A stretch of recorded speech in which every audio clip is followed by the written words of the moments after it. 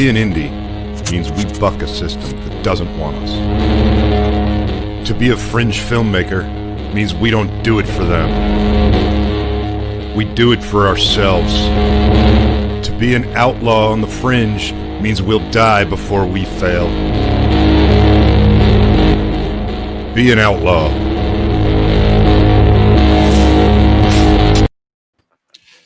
Previously on Romero Pictures Indie Brigade. You know, the good news is that I got it fit. Yeah, fuck off. Oh, man. What a fun show that was, let me tell you.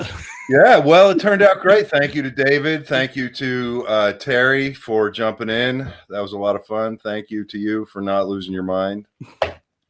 Nice hat. Oh, thank you. You like that? I do. Take a look. Boom. Brand new Indie Brigade gear. So coming soon. You see, I got to be the guinea pig to make sure it looks good. They call that swag. Swag. Yeah. Yes, it is freaking awesome. Oh, yeah, it's good stuff. Wait a second. Oh, shit. Look at that. Now, does everybody see green around the edge of that? Because I do. I don't see green. But then again, it could be. You're colorblind. I am colorblind, but it's the distressed hat. So I don't know if that's going to be a limited edition one because we don't normally do the wings anymore. But, you know, this is a one of a kind right now, and so is this. So, yep. One of a kind. And that's a pretty fancy shirt you got on there, too. Yes, I got the new Brigade shirt also, which you're not going to be able to see behind me. So it's got the Romero Pictures logo on the left sleeve. Boom. Looking cool. It looks great. Well done. Awesome stuff. I'm happy it turned out good. Hell yeah, proud to represent. Well, let's just go ahead and say right now, for anybody who's interested in getting some of that awesome stuff, these new items will be on the website soon. Otherwise, please go to romeropictures.com/merch to support the Indie Brigade. That is one of the ways that you can support us. Everybody who does this out of love for all of you and out of love for the message that we're trying to spread. And any support is really just welcomed. Anything helps us keep the lights on, keep the servers running, and helps me keep Joe happy, you know, because Joe gets upset. Is it me or is Joe getting better at starting these on time as the months go by? Usually only like 1 or 2 minutes late. It's and usually it's not me. It's another diva, but that's beside the point. You always say that, and yet I can literally prove to you that I'm in my chair at 8:59 every single Friday. Well, what makes you think you're the diva? Because you always make a joke and call me some sort of diva. Oh, okay, fair enough. What's up, Tim? What's up, Brandon? What's up, Frank? What's up, DM? What's up, Ken? Joe, Jennifer. Good Itai, Lord. I love you, Itai. We need to get on the phone. We keep talking about it. It hasn't worked out yet. We need to figure that out. And in fact, Itai, I might have something actually I really do need to talk to you about soon. So let's try to make that happen. Hey, Joe's like a walking, well-sitting billboard. Wow. Sean Smithson, what's up, brother? Awesome work. Congratulations on your new laser. Happy that that is working out for you. You do some amazing work. We've got some phenomenal stuff here that Sean has made for both. I tried to get it in the background in the right place under the lights, but it didn't work for me. But I mean, his stuff is right in front of that Superman old-fashioned radio. Yeah, right behind your chair that we can't see behind. That's okay. I actually, you know what I did? I set all of his stuff up right here. And I had, before season 5, I had moved my camera and I was going to do a whole camera shift thing. And they were perfectly framed and it was gorgeous. And then I changed back to this again because I didn't like some other stuff about the frame. And now you can't see them. So, but my son and I, we are going to be redoing this area here soon, probably this week. So look for some changes next week. Does that mean I'm like contractually obligated to do the same thing here? No. Okay, good. Yeah. But we, I want to be able to start showcasing some stuff that people have sent in and stuff that means a lot to me that people have sent in. And I'd like it to be present in the universe. So we're going to work on that hopefully this week. I agree. I mean, behind me, we got the Darkness Waits poster from Libby and Matt, and then next to it is Sean's stuff that we can't see, and then next to that is Dan Yeager's coffee, and then above that is April Love's artwork, and I got to get better. Yeah, you got to fix your world, Joe. You sound like my wife. How are you? How have you been these past couple of weeks? Obviously, we talked, but it's nice to see your face. Yeah, you too, man. So did you happen to catch last night the first ever watch party? I did. You know, what's funny is it went off so smoothly right from the beginning. But if you think about it, with all the people we had on and everybody having a good time, I mean, that was a lot of people with that involved with that watch party. And it worked, cool. Right? Nobody like lagged or chunked or anything like that. No. I mean, you had a few problems with people being able to watch the movie together, but we're going to work on that. Well, some of that's Twitch, I think. You know, I mean, look, everybody, you know, first of all, thank you for sticking with us. Thank you for being here again. Thank you for being patient through our technical difficulties. And thank you for coming back. You know, if you've noticed, we are really pushing the Twitch transition pretty hard. There's a lot of reasons for that, but you know, and we're going to talk about some of this tonight, actually, because it's sort of part of my creative process. There's a phrase that's been just kind of like gnawing at me at the back of my head, that kind of itch that you can't scratch, you know, inside your skull. And it's just been this phrase: how do you give the Indie Brigade to the Indie Brigade, right? How do you do that? How do you take what we've done, and how do you take that environment and that sort of tone, excuse me, that sort of tone that we've created, and that true sense of community that's full of care and love for each other and what we do, and actually open it up into something that's more than just me and some awesome people kind of like speaking at you, right, every week. So we're working on ways to kind of turn give the keys to the asylum inmates, right? I mean, we're all inmates in this asylum, so everybody should have a key, right? And that's kind of where the Twitch thing is coming in, and that's definitely where the Discord side of things is coming in. With Twitch, you know, we've been at this about a year, and it's funny because we made affiliate on Twitch within 7 days, which is the minimum number of days you can become an affiliate on Twitch. And then we launched this Discord server. And then I started doing some research into how the two can work so well together. And it's really phenomenal. So what I've been working on during this downtime has been sort of trying to figure out the structure of kind of like almost like a town, if you will, like a city, right? A little small miniature city for that is the Indie Brigade online presence. And the idea for it is that some true collaboration can happen there. Some true conversations can happen there. There's text channels and there's voice channels. And they're both very, very cool and interesting to set up. And my brain kind of works in that way. So it's been fun for me to kind of put it together. And we've got some different tiers of voice channels available that tie directly to Twitch subscriptions. We're doing a couple of things that I really love. And I think you guys will see right from the jump that it's all about nurturing the creative side of things, right? It's all about nurturing the creative process and the creative process of creating of film, right? And so one of the coolest parts is our table read voice channels. The idea behind that is, you know, a lot of people don't realize how powerful it is to do a table read of your script once you finish a draft. These can be hard to pull together, and so one of the things that we're pulling together for you is a place to make that very easy. There will be voice channels. There are 3 different levels of table read voice channels, and they'll all have different sort of abilities, different levels of advanced, sort of more, you know, first draft, sort of revision 1, and then shoot ready. Basically, is a good way to maybe describe it for the table reads. We've got some other really awesome voice channels in there. We're going to do some voice channels on acting. We're going to give away some sort of acting deep dives, acting for the camera, things like that. I'm working on adding in voice channels for things like cinematography, really maybe a channel we can do some deep dive into lenses and things like that. I'm working on scheduling it right now because, for instance, in the acting, there'll be me, there'll be Grieco, there'll be some of our other friends of the brigade who will be in there to kind of talk on a regularly scheduled voice channel about different types of acting, different ways to act for camera, things like that.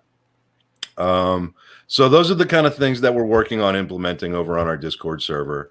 So if you are not on our Discord server, make sure you get there. If you haven't received an invite and can't find the link, please reach out to anybody that you see in the comments tonight, anybody that you know who is in the brigade or part of the brigade. We will be more than happy to send you a link.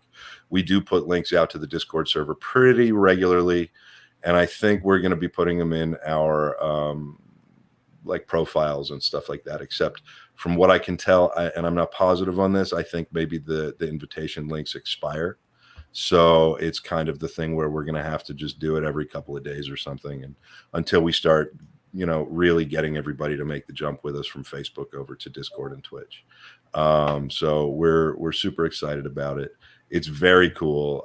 One of the things that we did last night with our very own Stephanie was launch our first Twitch exclusive show, which was a movie watch night, and it went it ended up going great.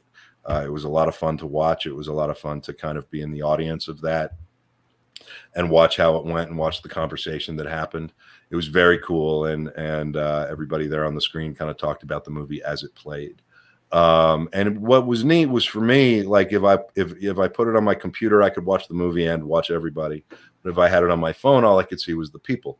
And it was still very cool to just watch everybody talking about a movie while it was playing, even if I couldn't see the movie on my phone, because it was I've seen the film obviously a couple of times, and so for myself it was easy to kind of pay attention along, but I tried to think about it like somebody who hadn't seen the movie, and I still think it would be a cool fucking experience. So we're doing the best we can to stay ahead of things. One of the things that happened, and we're going to get into this a little bit later, so why'd you just put it on May single? Don't do that. Because right now at that angle, you're going to hate me for this. You kind of look like a young Billy Joel. Oh, fuck you.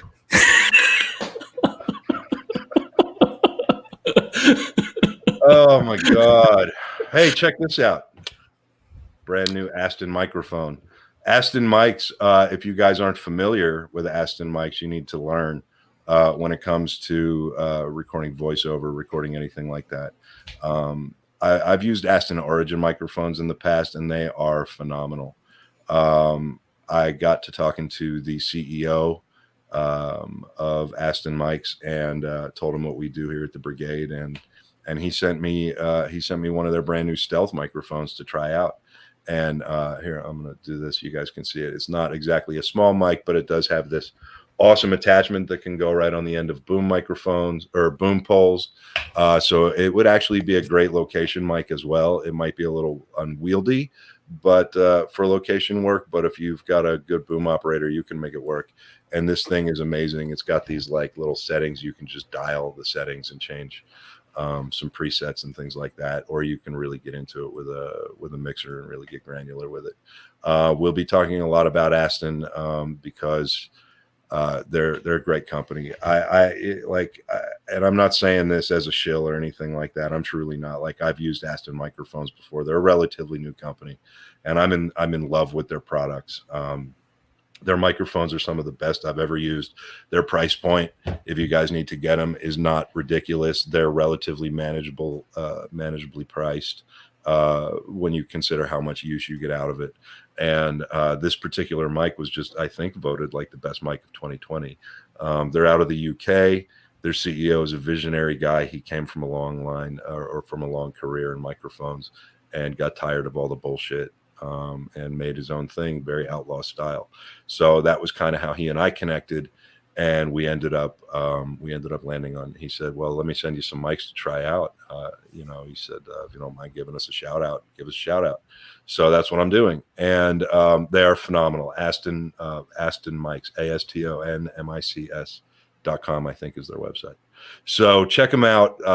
Really, a couple of $100 gets you an absolutely state-of-the-art microphone. I don't know how I sound to everybody out there, but I've done some voiceover with this thing already, and I'm getting ready to do some more voiceover with it for an upcoming heavy metal wonderwork that is based in the Rise universe. And the quality of this thing is just stupid. It's fucking incredible. So I had that mic that I've used on the show forever. I've had that mic for like 25 years or something, 20 years maybe, and I love it. But I loved it.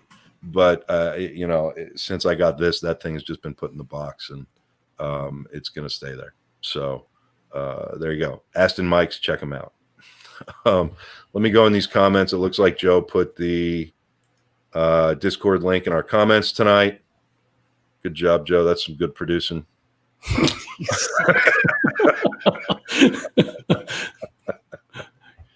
Let's see, what else did I want to cover? Discord, Twitch. What do you think, Joe? At some point tonight, do you think that we should like kill the Facebook feed at some point tonight? Maybe. YouTube, maybe. No, not yet. Yeah, I think so. No, I'm telling you, not yet. Anyway, we're going to touch Lauren, on our dear friend Lauren, filmmaker responsible for The Dark Military, swung through town and stopped by for a cup of coffee. That was a great conversation. I love you, Lauren. I'm glad you came by. So I got to take some great pictures and make him some coffee. The Rise coming very soon. Boom, boom, boom. I just turned in issue 3 actually yesterday, so I'm pretty stoked about it. And then I had a really great conversation about the series development today, working very closely with my partners on it, Heavy Metal Magazine's Matt Medney and Tommy Corial from Diga Studios. We are working on taking The Rise very big, and very wide at the top of the year. So get ready. There's big shit coming in 2021 for The Rise. What else? What do you got? You look good in this picture. A new kind of talk for a new kind of creator. I think that was kind of, it's funny because we made that graphic like as a last minute thing. And,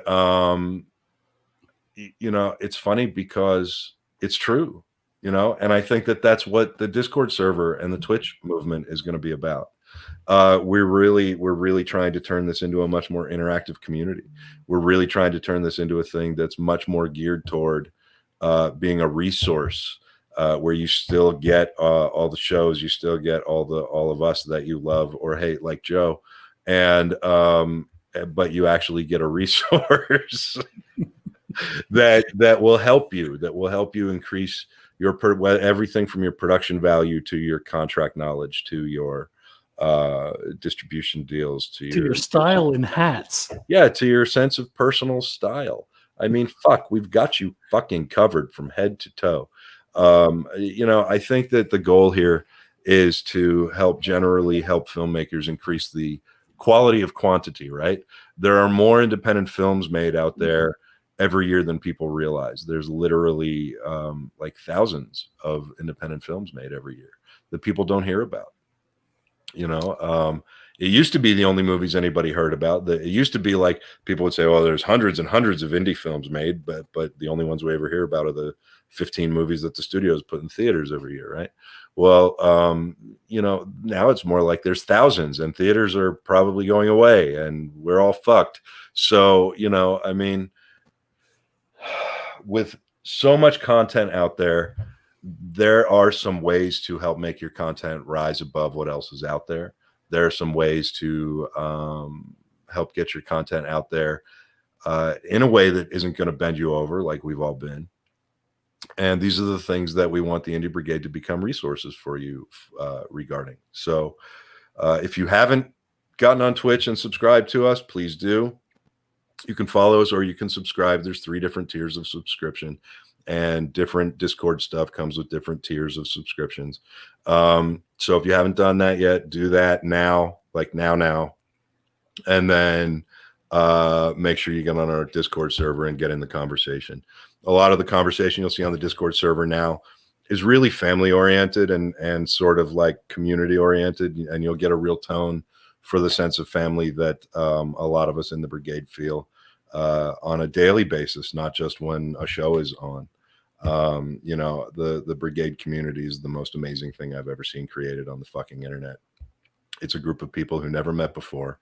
It's a group of people who maybe if we all met up in a bar somewhere and the brigade didn't exist and none of us knew each other, some of us would get along, some of us wouldn't. But at the end of the day, in the Indie Brigade, we all focus and center on the creativity of it, the creative process. There is no bullshit. There is no politics. There is no religion. There is nothing like that. It is simply an all-inclusive place for everybody who has a creative bone in their body to either learn, be inspired, or otherwise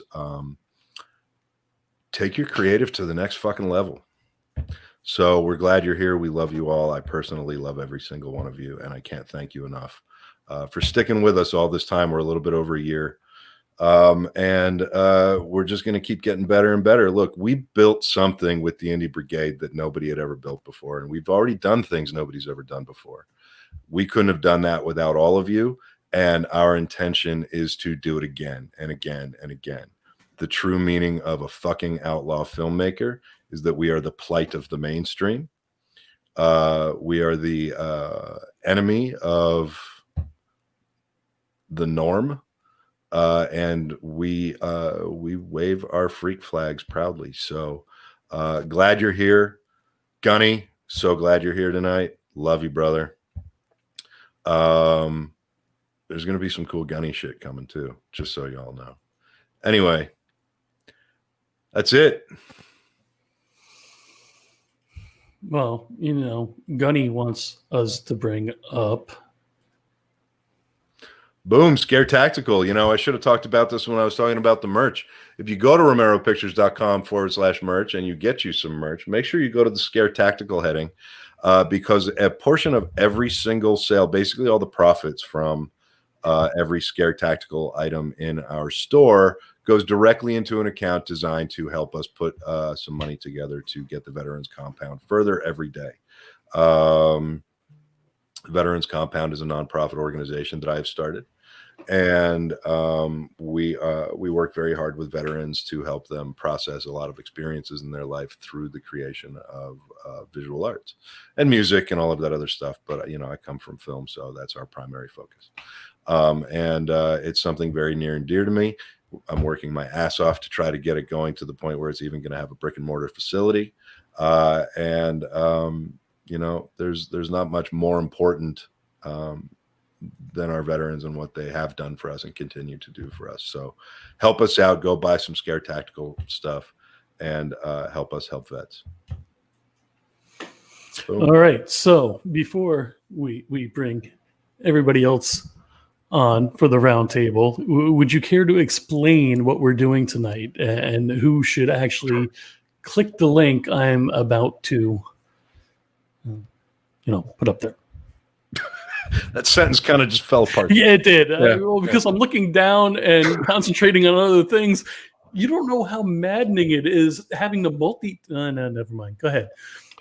So, listen, the only rule is this tonight. We're going to do this on a pretty regular basis. We're going to start introducing more of a roundtable kind of format to the show.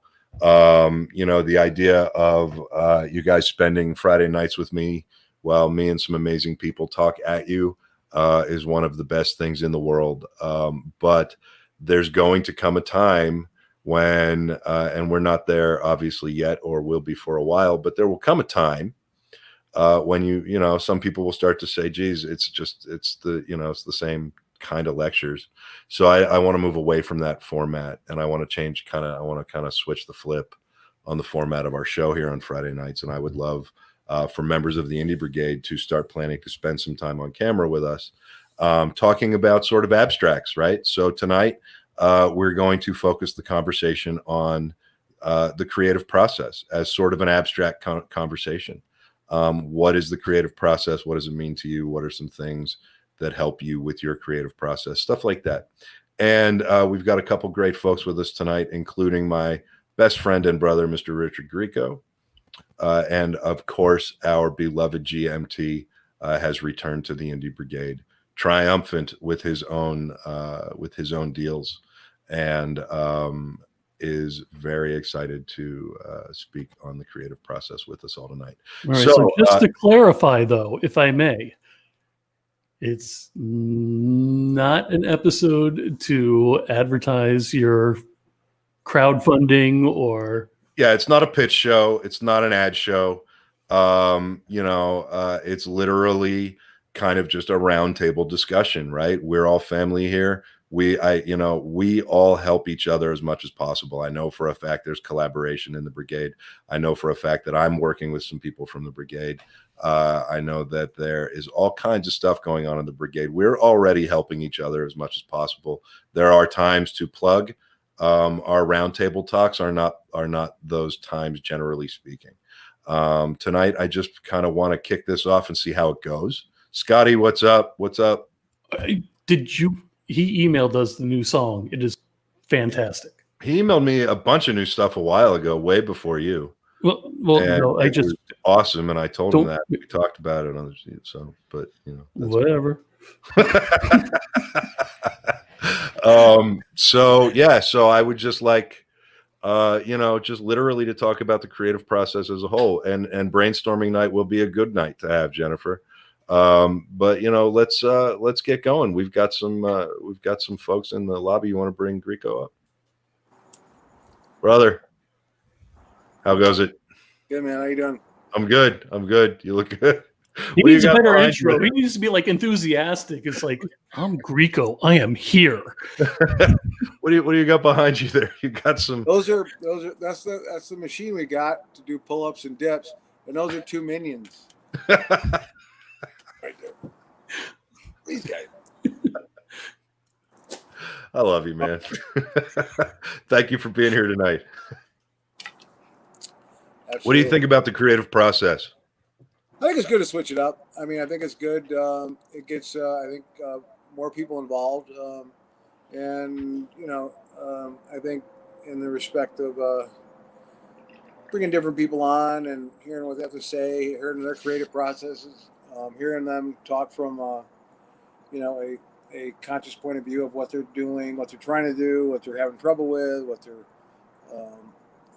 where they're stuck, and also, but to make it into a roundtable format where everyone's just kind of getting stuff off their chest and want to talk about what they're doing, I think is a great idea. I mean, that's the thing today. People don't talk anymore. I mean, they just text, and so I think it's a good idea. Thanks. Well, you and I talked about a lot about what the process used to be like out in LA years ago. Like your buddies would come over, or you'd go over to somebody's house and people would just throw ideas around. Be like, oh, I'm working on this script and I'm stuck on this, and somebody would throw out an idea. Yeah. And there was no lawsuit if the idea got used. There was no, where's my fucking credit? It was just like people just helped each other. And that's a huge part of what the brigade community is about. And that's the message that I'm trying to get out far and wide. Yeah, that's the way it was. I mean, people used to come over, right, with scripts or songs or just hang out, and I mean, or things would come out during the night or during the day that weren't even set forth before anybody came over. So so it's a good idea. Awesome. Well, speaking of creative things, you've got a little something that you sent me. That that one song. Yeah. Well, I don't know if I told you, but I sent it to Joe, and he loaded it in the software, and we actually have it. You did. What do you think, Joe? I thought it was badass. I got it right here. Can I play it? Yeah, you can play it. Okay, so here's a question. You want to play the whole song?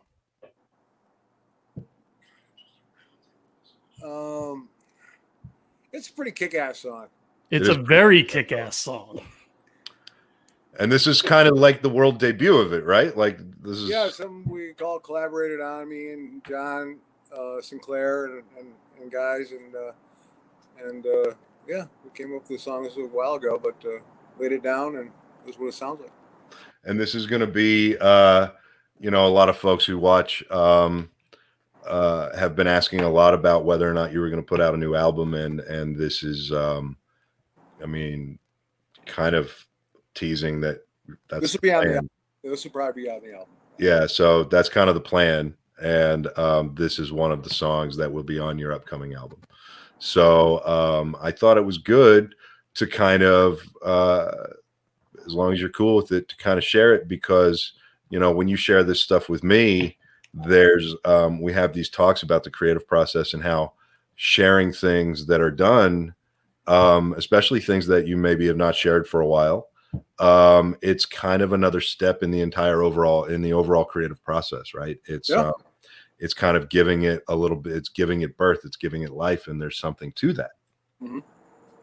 So anyway, if you're cool, we're just going to play it, and then we'll bring GMT up after that, and we'll start bringing people up. So listen, if anybody wants to get on with us tonight and hang out and talk creative process, click the link, get in the lobby, be patient, wait. And I haven't put it up yet. I'm going to do it after the song. Yeah. And we will get you up on the screen with us to talk about it. But right now, let's go ahead and do a world debut of Richard Grieco's newest song, Baptized by Fire, which all right. I'm going to mute everybody's mic.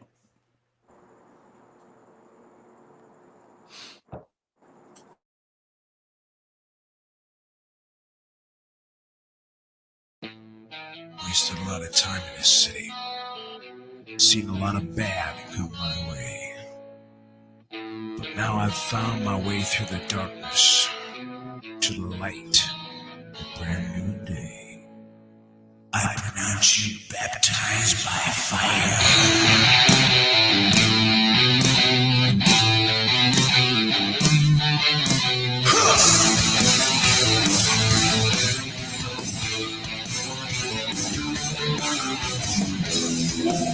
This morning, sun beating on my face. The devil's in my body. The devil's in that thing. I've heard the hounds of hell and the cold running through your sorrow. You can call me a loser, a sinner, a thief, and a liar. I'm baptized by fire. Baptized by fire.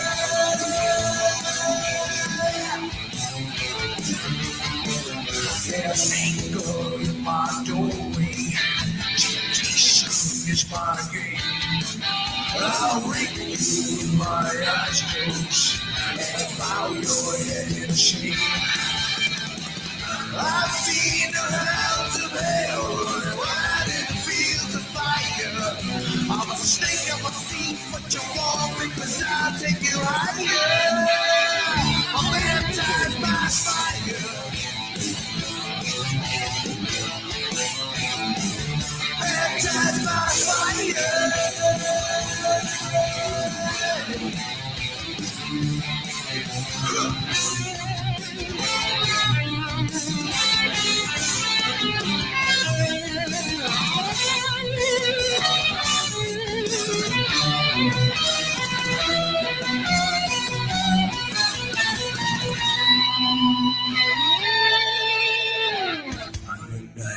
Times are tough.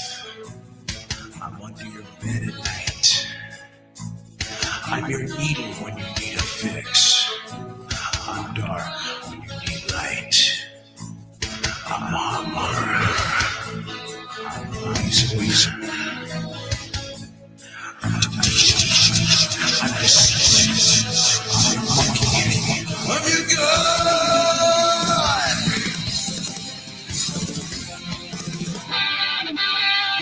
Baptized by fire. Baptized by fire. Baptized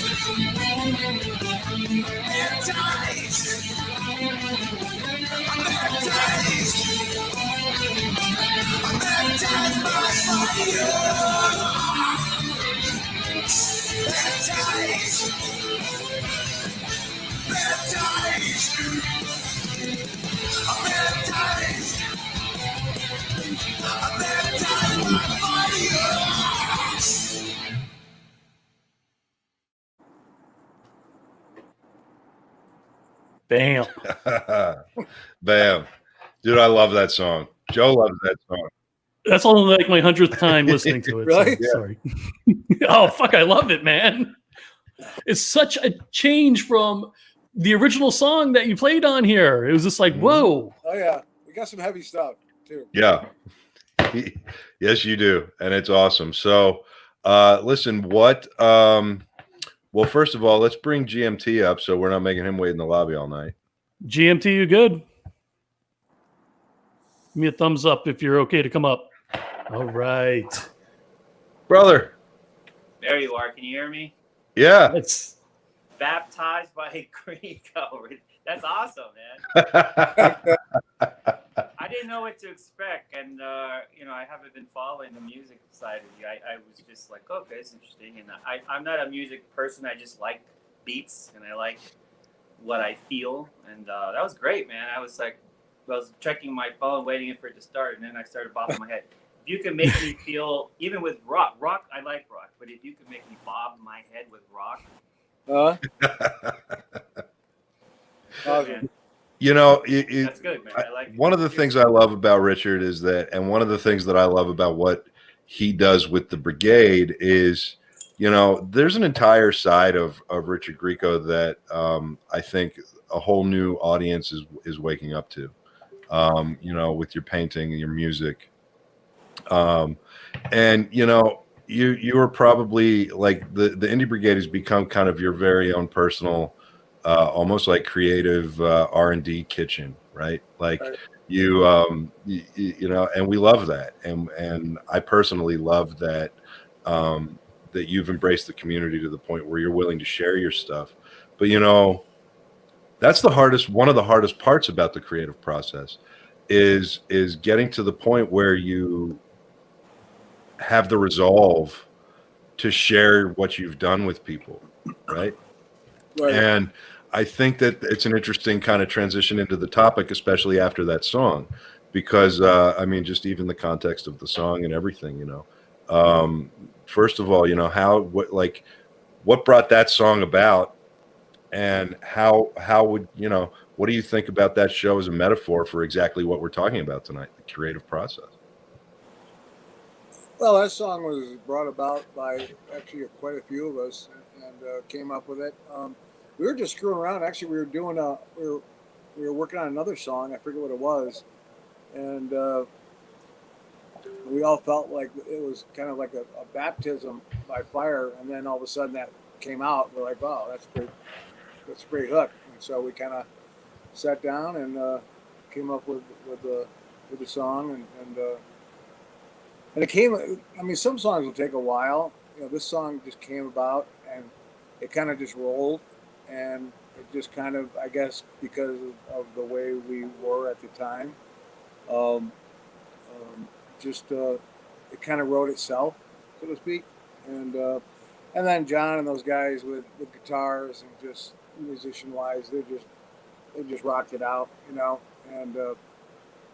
I'm not sure if that was we had a hook, we had the guitar solo first, the guitar first, and then we kind of came up with this, and then kind of wrote around it, because usually I don't do it that way, but I think we might have did it that way. But it was a fun process. I mean, some are more truculent than others, but that one was. And then singing it just balls out. And, yeah. And, well, it's interesting though, because like GMT, with regard to the creative process, we touch on it a lot on this show, but we've never dedicated a show to the abstract of the creative process. Right. And, you and I have had a lot of conversations about it too. And the three of us have had some pretty great conversations together. But, what is the creative process as an abstract to you? And then I want to get back to the concept of baptized by fire. with regard to it. But what is the creative process as an abstract to you, GMT? It's kind of a loaded question, but I think for me, it's kind of like what, I teach this thing called selling your soul to Hollywood, and it's a play on words. Obviously, it's how do I get what's here, like passion in your heart, onto the screen or out to the world, right? And so for me, it's what kind of inspires me. It starts with what message I want to give to the world without sounding corny. Right. What do I want to say? And jumping ahead as I become, as I had sold more, done more movies and more TV shows and become more successful, I kind of married that to a little bit of the market. But it starts with where I'm at in my life, what's happening, what's in the zeitgeist, how it's, internally, what is something that is screaming, to be heard. Okay, that's interesting because you said something that's screaming to be heard, and you talked about, it's in the zeitgeist. You're absolutely right. I mean, I think everybody's creative process stems from their personal experiences and their immediate experiences. But, for me, I think the creative process, it's like, I try to think of it as somebody that I don't know how to, if I was to try to put it in an abstract, I would say I think of my creative process as a friend that I can only take in small doses.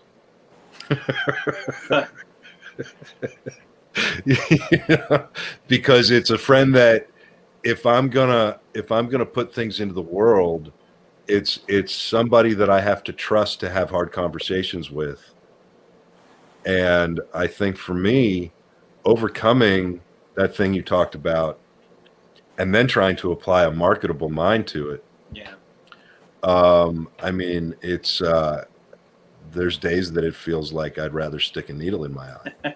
Right? Because, and like when it comes to Richard's song and like some of the stuff that Richard puts out, what I love about what he does is that he has the ability to kind of like shut that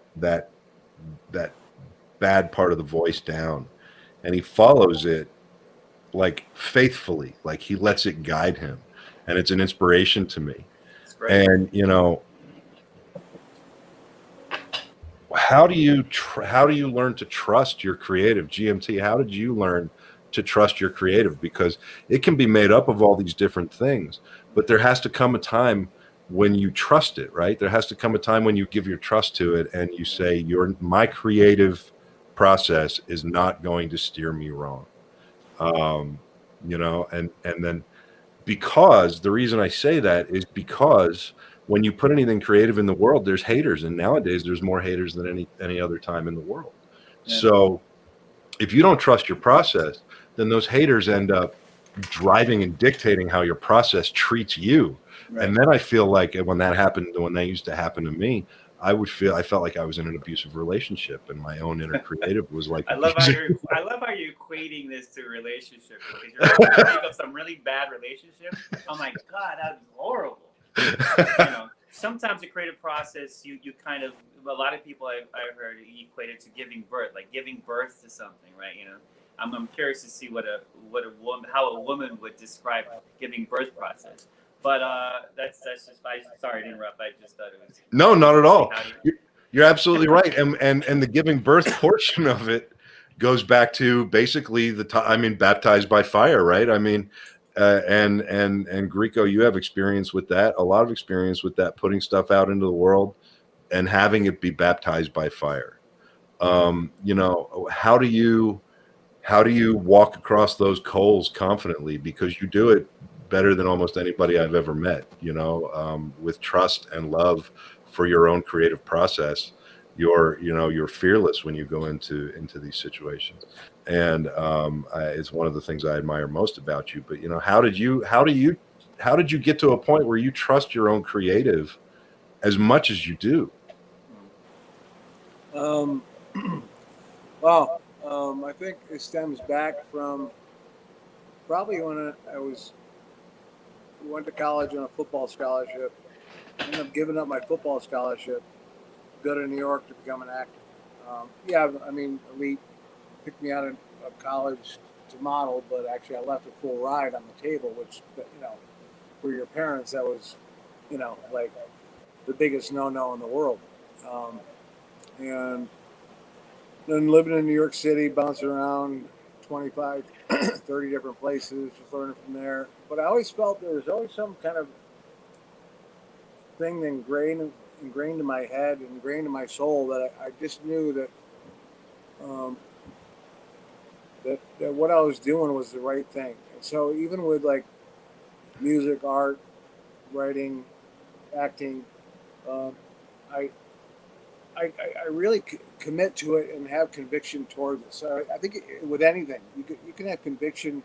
If you treat anything with conviction and have so much that emotional intent and believe in it so much, you can look at people and not care what they think. I mean, I remember my first one-man show as an artist. That was probably the scariest thing, because the only voice you have is your artwork up on these walls, and people looking around like this, and looking around and this and that, and basically your soul's on canvas. It's funny you bring up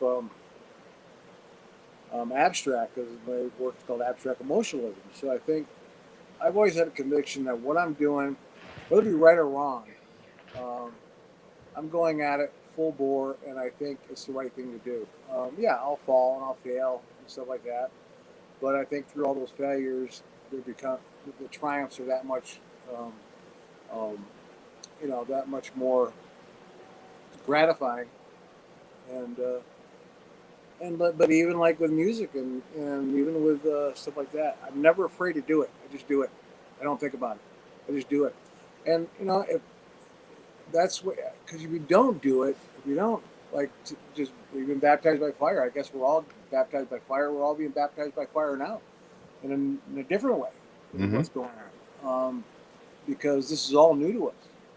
So I think in reference to that and other stuff, I think I always had a conviction that creatively, I think it's the right thing to do, whether it be whatever art form I'm doing, and I'll take criticism and stuff like that, and I'll change a few things here and there, but for the most part, it is what it is. I think if you stay on that road and don't sway from that, you can't listen to people out there, because everyone wants you to fucking fail.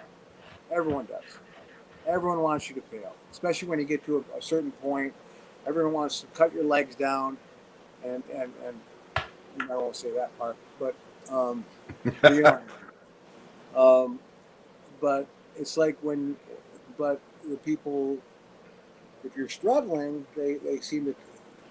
But then when you're back on top again and stuff like that, they come out of the closet and this and that. So I think, in retrospect, I've just done everything with the conviction that I know it's the right thing to do, and just lay the cards down where they lay, Mm-hmm. And if I come up with a royal flush, awesome. If I come up with all 1s, 2s, 3s, 2s, 4s, 6s, 9s, mm-hmm. shitty hand, then dealt was dealt. But at least I did it. Very true. At least you did it. And so GMT, you deal a lot with some of the stuff, and I'm obviously not going to talk about your business, but you told me some very exciting news today about some deals that you just closed with some very commercially minded organizations, which would probably be the best way for me to describe them, right? And and I've had a lot of dealings with a lot of commercially minded organizations as well. We'll call them CMOs, right? So they are the one thing that has probably made me second guess my own inner creative more than anything else. And I think that that's because they're selling the dream, right? And so you're a filmmaker, you're a young filmmaker, and you get a call from a CMO, and that CMO says, listen, we love your thing. We're going to put all this money behind it. You're going to be rich. You're going to be the next so-and-so. And we just have a couple of notes, and then the notes, by the time you finish reading the 18 pages of notes, you're like, fuck, I don't know how to write. I don't everything is wrong. They like my idea, and the only reason they're doing, a deal with me is because they want the concept or whatever. And these are fears that creep into your creative, right? How does your inner creative battle that? Because I know for a fact that you walk into these situations wearing your own creativity as an armor as well. So how do you keep that armor strong in the face of that type of stuff? I think so my answer kind of spills or starts from what we were talking about earlier. It comes from honesty, being honest with myself and what my idea is or concept is or story. And if I stick, honesty doesn't necessarily mean be stubborn. It could mean if my honest, I'm jumping around, I'll go into details. If my honesty was, this scene is, what this scene is really saying is you have to take life by the balls. But I set the scene in a lake and they want it in a house and the dialogue's different. I have to ask myself, is this scene still saying you got to take life by the balls? I know it's a dumb example, but not at all. It's always trying to be honest with what I'm excited about, which is going back a little further, is if I'm excited about something, that's how I know to trust it. And to use your dating relationship analogy, when you're excited when you first start hooking up with somebody, and then obviously you get into a relationship and it's work. So for me to trust the process means to be honest with myself and what I'm trying to say to the world, understand it first, get excited, and then it's like a muscle. It's practice. Creativity is practice. It's a muscle. It's I often talk to some very passionate writers, and it's not I would like it to be, but it's not necessarily going off to some cabin with the beautiful view and then I'm gonna write or I'm gonna create. I know that's probably the best environment, but I've sold something to a big platform while I was taking care of my mom in the nursing home, who recently passed away. But I was in this little corner with my computer, and it's a muscle. I don't care where I'm at. I don't need the perfect environment. Right. I conditioned myself over. It takes time, just like working out. It's a muscle. So the stronger that muscle is, the more confident I am in lifting a car, or lifting this, or lifting weights. The more confident I am in the idea and the process. So if a CMO says blah blah blah, I'm going to have an honest discussion with myself, and then do as much as I can to satisfy. By the way, you've got to realize they want to feel like they're doing something. This is no disrespect to those guys, because I was at Warner Brothers for a little while. And they have worries, and they have mortgages, and they've got a big staff meeting. They got to come in on Tuesday and say where's how far is the script along, and there's all this other shit that you don't know about. Mm-hmm. So as long as you stay focused, you can actually have a conversation with the guy and say, "That's a great idea. As long as we say this scene is taking life by the balls, I'm for it." And once they understand it, like, okay, I get it. All right, you know what? Maybe the car is better to have that conversation. Yeah, this conversation. Yeah. I don't think I'm bad or wrong. I just think there's just some different understanding that we can have a discussion about it. Well, that's absolutely right. And, and this is a good way to maybe transition into starting to see if anybody wants to come on with us, because, it's interesting, because a lot of the times what I find is your ability to communicate is paramount in your life. I tell this to everybody, and, Richard, your ability to communicate is unparalleled. GMT, your ability to communicate is phenomenal. Also unparalleled. I mean, like all of us, we have the ability to get on the phone with anybody or be in front of anybody. I mean, it used to be in front of everybody. Now it's like Zooms and stuff, which actually makes it harder. But it's that conditioning that you just spoke about that allowed folks like us to transition into being able to do it on a Zoom call where you can't, smell the stale coffee from down the hall, or, you don't have those tactile kind of moments anymore. And so there's a confidence, I think. Anyway, I'm getting off track. Does anybody what did Brandon say? I actually would prefer getting the dreaded notes as opposed to getting no reply, which can make one feel as a bad writer. I'd rather get kicked in the teeth and not even be aware that I could fuck with one's head. Not mine anymore because I get the biz and how it works. So that's right. It's absolutely one of the hardest things is to get a no reply. I mean, and a lot of times early on in careers, that's mostly what you get. You get a lot of no replies, and I still to this day I get no replies. But now I'm like, well, fuck it, I'll just move on, right?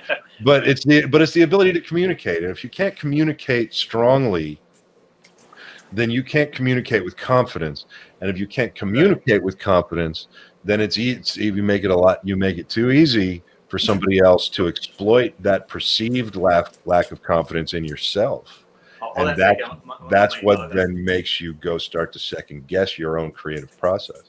So we're kind of getting off the rails here. Negative criticism is better than none. Yeah, but I mean, look, at the end of the day, nowadays, it used to be you turned in a script and you got coverage that was written by somebody you'll never meet. And if it was shitty coverage, you just wanted to fucking go crawl under a rock and disappear because you put all this time into your script. Nowadays there's so much content. There are so many people working and doing this for a living, doing this in this business. Like you said, GMT, stressing about their bills, stressing about their lives. Everybody's got, and there's so much more of that on such a more of a massive scale that, I try to not even view criticism as criticism. I simply view, if somebody says something negative, I just say, hey, well, that's a good idea. If I receive notes, I got notes on a project a while back that they ended up being notes that helped me think about a project differently. But at first I was like, well, these fucking notes are rude. Right. And then, over time you think about them and you think, well, maybe if I try to not get offended by what this person's saying, it'll help me think about my own shit from a different perspective. And when I did that, I ended up writing something way better.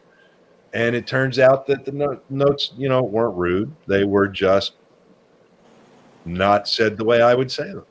Right. And that's why, I will say part of my creative process involves trying to communicate concisely, completely, and appropriately to the audience, right? So whoever my audience is that I'm communicating to, I try to tailor my communication to that.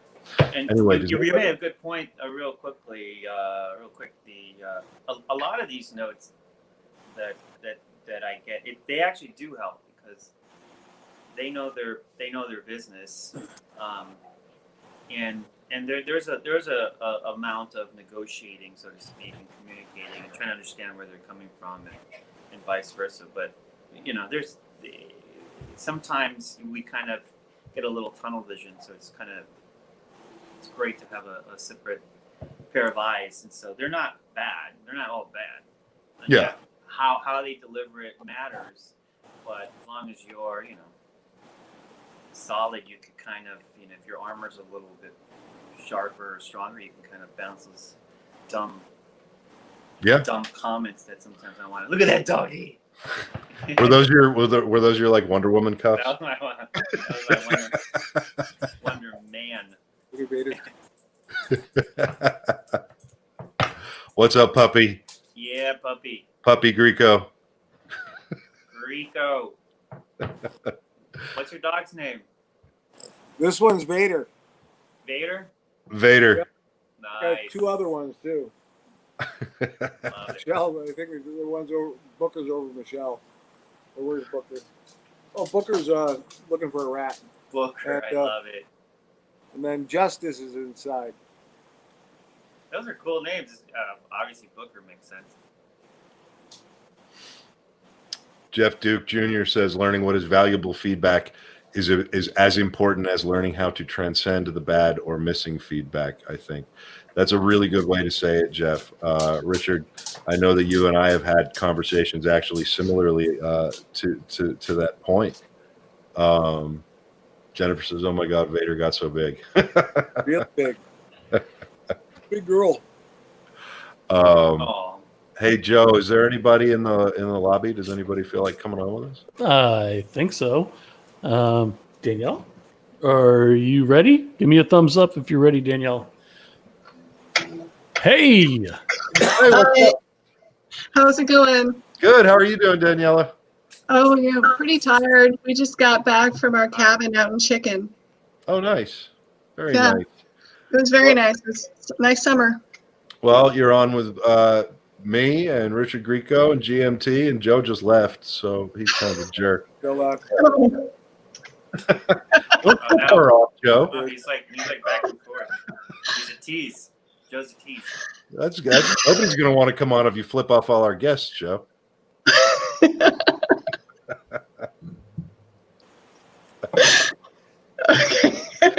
So Daniela, what makes you want to hop on tonight? What's the creative process mean to you? Well, there was a couple of things like when you were talking just a moment ago about the notes, submitting manuscripts to editors. I was actually I got a whole bunch of rejections. Like, you know, I compiled like 20 rejections from a manuscript that I'd been working on. And I found another indie author who's trying to work on her editing credentials. And I passed all of those little notes and stuff that I got from my rejections to her. And she was able to compile them, and she's currently editing it right now to kind of help me. She said, yeah, she can see what they're talking about with the problems in my manuscript. So we're working together to try and make it better. But the question I had was kind of taking it in a different direction for something that I'm working on with a different manuscript. When you're working on a project, whether it's music or writing, do you ever find yourself in a point where you're working, but you're having this tendency to edit while you're working instead of just letting it flow? And if so, how do you get out of that rut? Because for the most part, I tend to just work and I'm fine. Like I can just totally like let it fly. But sometimes I just get stuck. How do you guys get out of that rut? So I love this. I love that this is the first topic that's come up and that you've come on and talked about this, because this is something that literally the three of us have all talked about. I'm not sure if we've talked about it as a trio on the show, but I know that Richard and I have talked about this, and I know that GMT and I have talked about this. And, you know, it goes to that whole thing of writing is rewriting, right? First of all, every young writer that I have ever worked with or mentored or taught or helped, you know, we have a session and they come back and they say, well, I took your advice and I wrote 10 pages of the script. And I said, great, send them. And they say, well, I'm still rewriting those 10 pages. And I say, stop rewriting 10 pages, write 90 pages. If it's a script, if it's a book, write, 300 pages, but let's talk script, right? Write your 90 pages. And it's interesting how this relates to the creative process too, because writing is rewriting, revising in process is a tool of murder for the creative process, right? And, I'm curious, GMT, what do you think about that as somebody who has to do a lot of revisions, for projects and things? How does that attack your creative spirit by not getting through the end, right? It's really important to try to figure out ways psychologically. I guess yourself. Sometimes you just gotta say, know and just write the 2 pages or 3 pages. If it's difficult, because I know it is, do smaller increments. So if you find yourself revising, which, to answer your question, George, it is a killer, because 1, it'll get you stuck and you might go in a circle. 2, you're focusing on something that maybe at the moment, is unclear. So if you just throw it up for a moment and then come back to it tomorrow, you may actually go, I kind of like this. And you would have thrown it out. Or you'd be like, okay, now I know why I was stuck yesterday. But either way, you can't do that unless you put it on the paper. Mm-hmm. So give yourself a chance to go through that process. And if 90 pages or if 20 pages seem a lot, then just stop at 2. Stop at 2 if you need to. I say write the whole 90 and then go back. But, Right. Don't be hard on yourself. Just know that it's not healthy to do that. So it's up to you if you want to be healthy or not. Richard, I know it sounds simple, but No. This is what we're talking about. This is cool. Richard, what does it do to your creative process if you stop yourself halfway through and start over?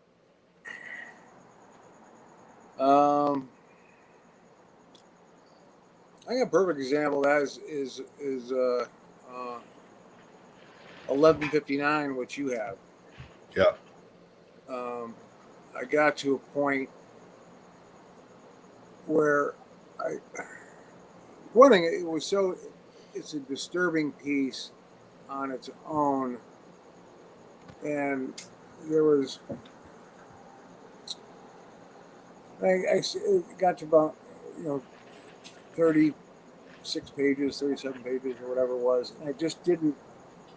I started reading it from the beginning again, and then once I started changing things, I remember I said, I'm going to leave it alone.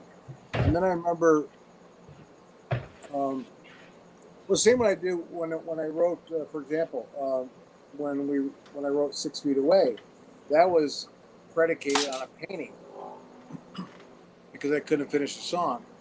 So I went and did something else, came back and had a fresh look at that, and then looked at it and go, well, that is the right thing, and that is the right way to go with it.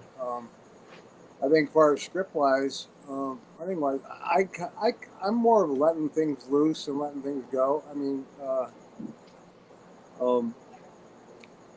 not a person that can sit down and write, a script really quickly. I'm more methodical with it, but that's why I paint, because it's quicker. And bottom line is I can't type that fast. So I handwrite it first and then, do it down. But I always kind of take a step back, and because I always, those things you come up with before you go to bed, those names or those phrases or those ideas, if you don't write them down, you forget about them the next day. And you're like, shit, what the fuck was that? I know, it was fucking brilliant. It was great. I can't, it's almost that same thing where if it feels right at the moment, once it starts feeling a little off, I kind of just go, okay, I'm going to leave it and go back. And there's been a lot of times where I come back to it the next day or a week later and I'll reread it and go, God, I didn't even think about that. Why would this guy do this here when he should have been doing this here? And so I just kind of, I'm more of a free-flowing person to do stuff. But definitely, I think take a step back, because nothing's wrong. Nothing's wrong. Everything's right. That's the thing. If it comes from your heart, it comes from your emotion, everything's right. And it might not sound like what it should sound like, but you know what? There are things in there that are just probably brilliant. Yeah, they might not correlate with the following sentences or that paragraph, but that one will stand out. That's the biggest mistake you can make, is like, oh, I'll rewrite it, and then all of a sudden you forget that one thing that you wrote that actually could have sent the thing down on a different path. So I just always I keep harping back on staying true to what you think it is and where it's going. And yeah, once you finish this, there are going to be notes from people, and that's fine and all. But I think if the emotion's there and what the script is about is there, or the song, or the book, or whatever, and that's there, the core is there, then everything else just kind of falls into place. I think. And also, like, I think. Oh, go ahead. No, I think once you start nitpicking too much, then you're kind of losing the essence of why you wanted to write it to begin with. Excellent point. And I think that, I think that you both made some excellent points. For me, I just look at a picture of Joe and then I get fueled by anger and then I write everything. But look at my hat. That's a cool hat. That's a cool hat. How come I like that hat. Where are ours? Right? See? No, wait a minute. Grieco would look good in this distressed Indie Brigade. Yes, he hat. would. Yes, he would. Yeah, It's he would. completely. Absolutely. RomeroPictures.com/merch coming soon. Nice. There you go. That was. Where do I get one of those? Come on, George. For me, my process is a little bit it's a little bit unorthodox, and I'm happy to talk about it a little more. Joe, do you want to bring Chuck up on screen with all of us? Sure. Chuck, you ready? It's our very Hi, own guys. Chuck Nasty. What's up, brother? Man, what a day. Yeah, right.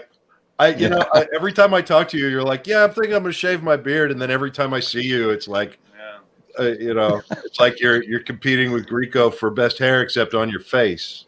I could never compete with Grieco and his hair because I have none. So,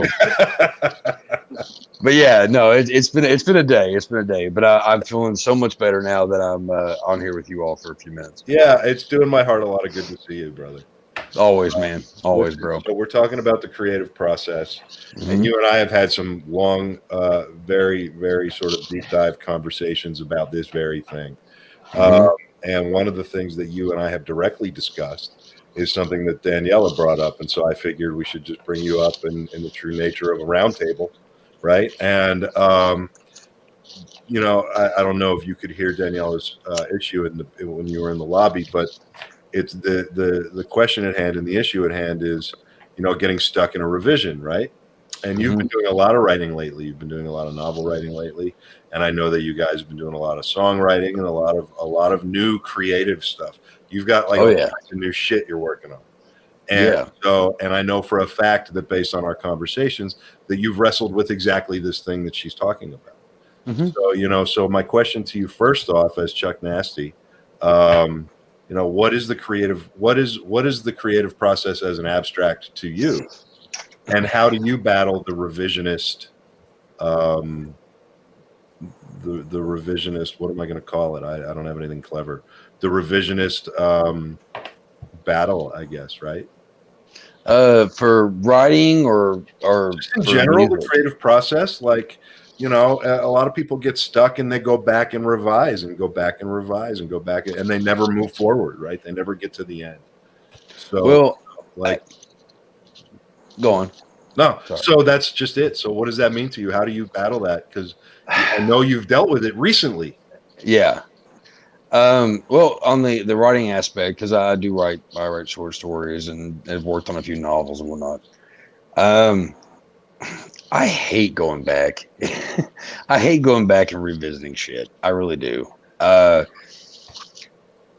For me, I have to write like I've been working on this series of stories that you know of for a while. Yeah, I appreciate that. And one day everyone will be able to read them. It sucks when you get to the point where you're done writing a story on the story aspect of it, and you have to go back. And I guess it was Stephen King that said sometimes you have to kill your darlings. Sometimes you have to go back, and even though there's some things that actually that was really good, but it doesn't need to be there. you exit. You're like, okay, does it really need to be? Is this really what needs to be in this moment? You take care of it. You get rid of it. Later on, you can go, man, what was I thinking? But if you take out what you need to take out later on in life, you will realize it was the best fucking thing you could have done. Mm-hmm. I have written many stories, hell, even with lyrics, with the band. Mm-hmm. There's been recently we've been recording an EP, and the lyrics didn't fit, and there were some good lines there, but they didn't fit vocal pattern as well as maybe story pattern, and had to cut a few lines out. And as much as it pained me, it was for the better of the story of the song, as well as, it's not fun. It sucks because when you're really proud of something, especially if it's just a couple of lines of a song or a couple of paragraphs of a story or a script or whatever, you don't want to get rid of the things that you're really proud of. But there have come those moments where sometimes you have to say bye-bye. And that's the way I look at it is I guess trying to retell those lines. If I'm making sense, please tell me. You are. Okay. Okay. Yeah. But like, you have a couple of lines and you're like, okay, this is what I'm saying in this. We're going to go for a lyrical aspect on this one. I got a couple of lines here that sounds fucking great. A couple of lines. I feel like I'm 9 years ago. But drug reference. Sorry, guys. But you have a couple of lines. You really enjoy what you're saying. You think that it fits perfect, but when you go back into it and try to lay vocals down, like I said, music aspect on this, it doesn't fit. So you have to reword words, which is the craziest thing about words, is because you can get so much out in just like 4 words. Everything you wanted to say that was like in a paragraph can actually be said within like a 5-word sentence. Mm-hmm. Honestly. Yep. And sometimes you have to cut your own throat. Sometimes you got to be like, man, fuck this. It doesn't fit. You can reread and go, okay, whatever. And then that may be the one paragraph or line or whatever you don't want to get rid of, but you keep coming back to it.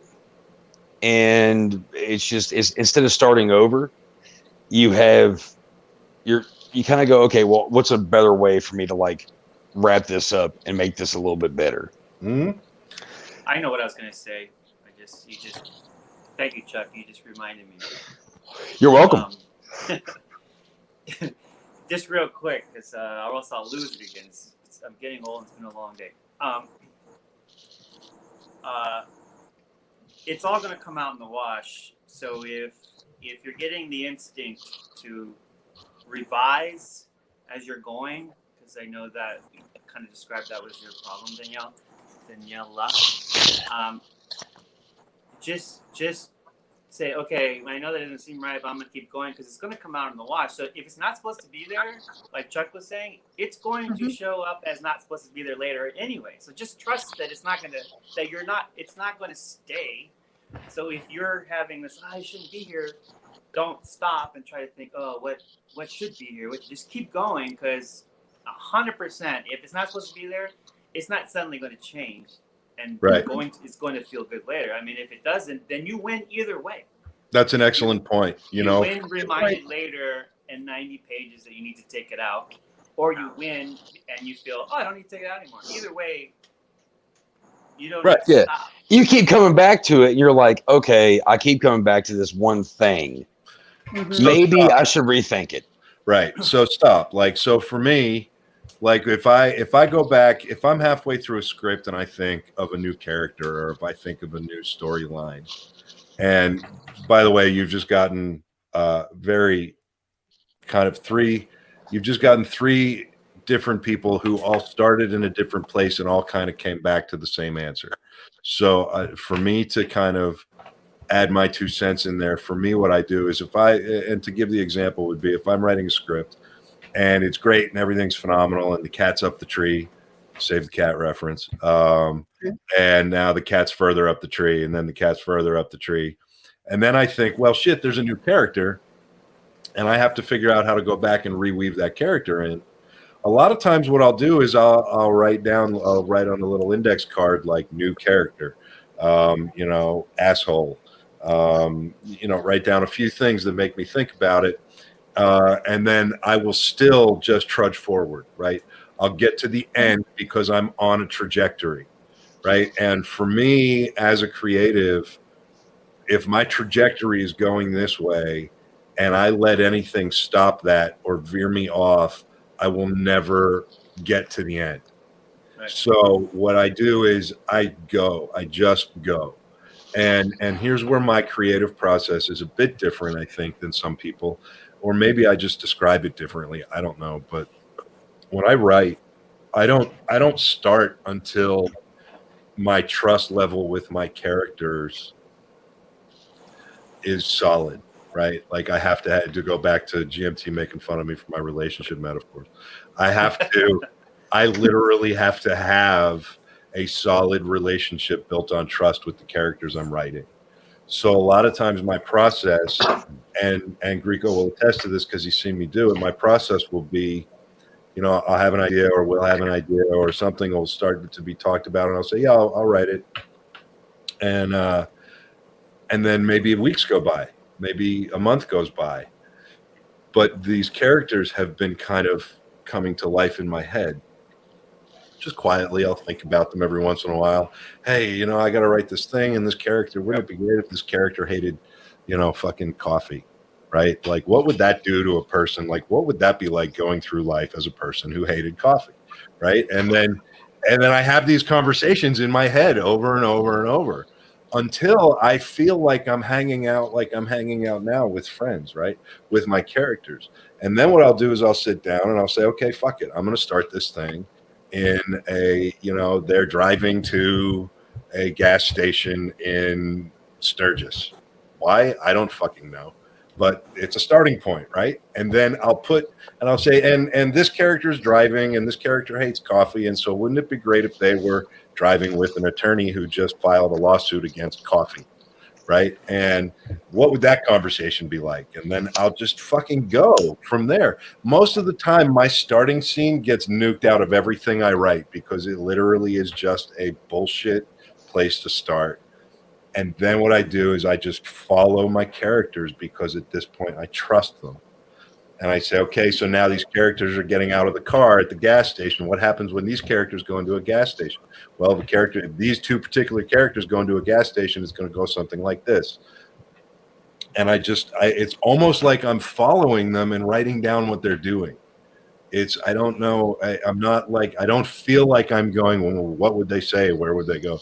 I literally feel like I'm just hanging out with my friends and observing what they do when they go to places. And maybe I'm just driving the car. Maybe it's just, hey, everybody, let's go to the fucking Cracker Barrel. What happens when we all end up at the Cracker Barrel? And then I just pay attention and I write down what happens. And I just let them live the story, because if my characters aren't living the story, and then if I get stuck, I'll do something ridiculous. Like in the first draft of The Rise, I blew up the fucking East Coast of the United States, right? And I was like, well, that can't happen because obviously we need these cities later, Or do we? But I just wrote it and I got to the end. Like everybody has basically kind of said the same thing. Just go, get to the fucking end, and then figure out where you went off the rails and fix it. Don't get stuck going back to page one. Well, see, and then that's actually a really good point. Actually, I was writing a novel a while back that I completely, and I don't know why I did this, but there's a character in it who's an old man. He's an old crotchety, grumpy asshole or whatever, and he doesn't care about law and all this stuff. And I found myself about 180 pages in. I don't know why I did this, but I flipped his complete mentality. Mm-hmm. I don't know why I did it. Like, he was like cool with the cops and talking about this and that. And I wrote about 30 pages of this shit, and I look back and I was like, I don't know how to get out of this. Yeah. Like, I have no idea, like, how to get out of this situation, because it's like, okay, I have just fucked up. I have made a character not at all how his character has been. How do you get out of that? You know, like, like you gotta stay on point with the character itself, because if a character's good enough, it's gonna stay in your head. Yep. And I gotta say, man, after you start writing certain things, like, I don't write scripts, I write stories and songs. And when you get into a certain pattern or whatever, and you create a character that you really enjoy or whatever, after a while you kind of forget your writing. It's just there. They're kind of doing it for you. They're in your head. That's what I was saying. That's what it's like. That's what happens to me. And you're possessed. Grieco, I know that the same thing happens to you with some of the stuff you've written and sent me. And GMT, I know the same thing happens to you too. You know, like, you get into, and that's what comes with just, I think, just doing it, Daniela, is just do it to the point where it just happens, right? Agreed. Daniela, just do it, man. That's it. Just do it. We're done. Do it, just like Nike, right? Just do it. Hey, Joe.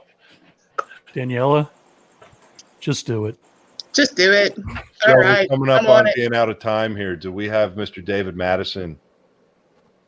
We do. David, are you available?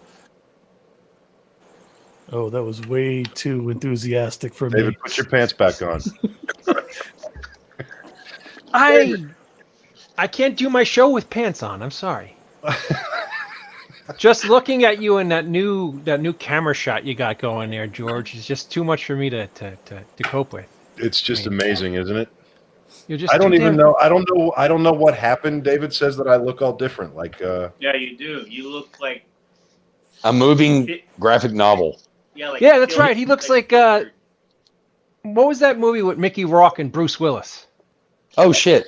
Sin City. Sin City. Yeah, it was Yes. based on a graphic novel comic. Dude, you look thank like you. you just stepped out of Sin City.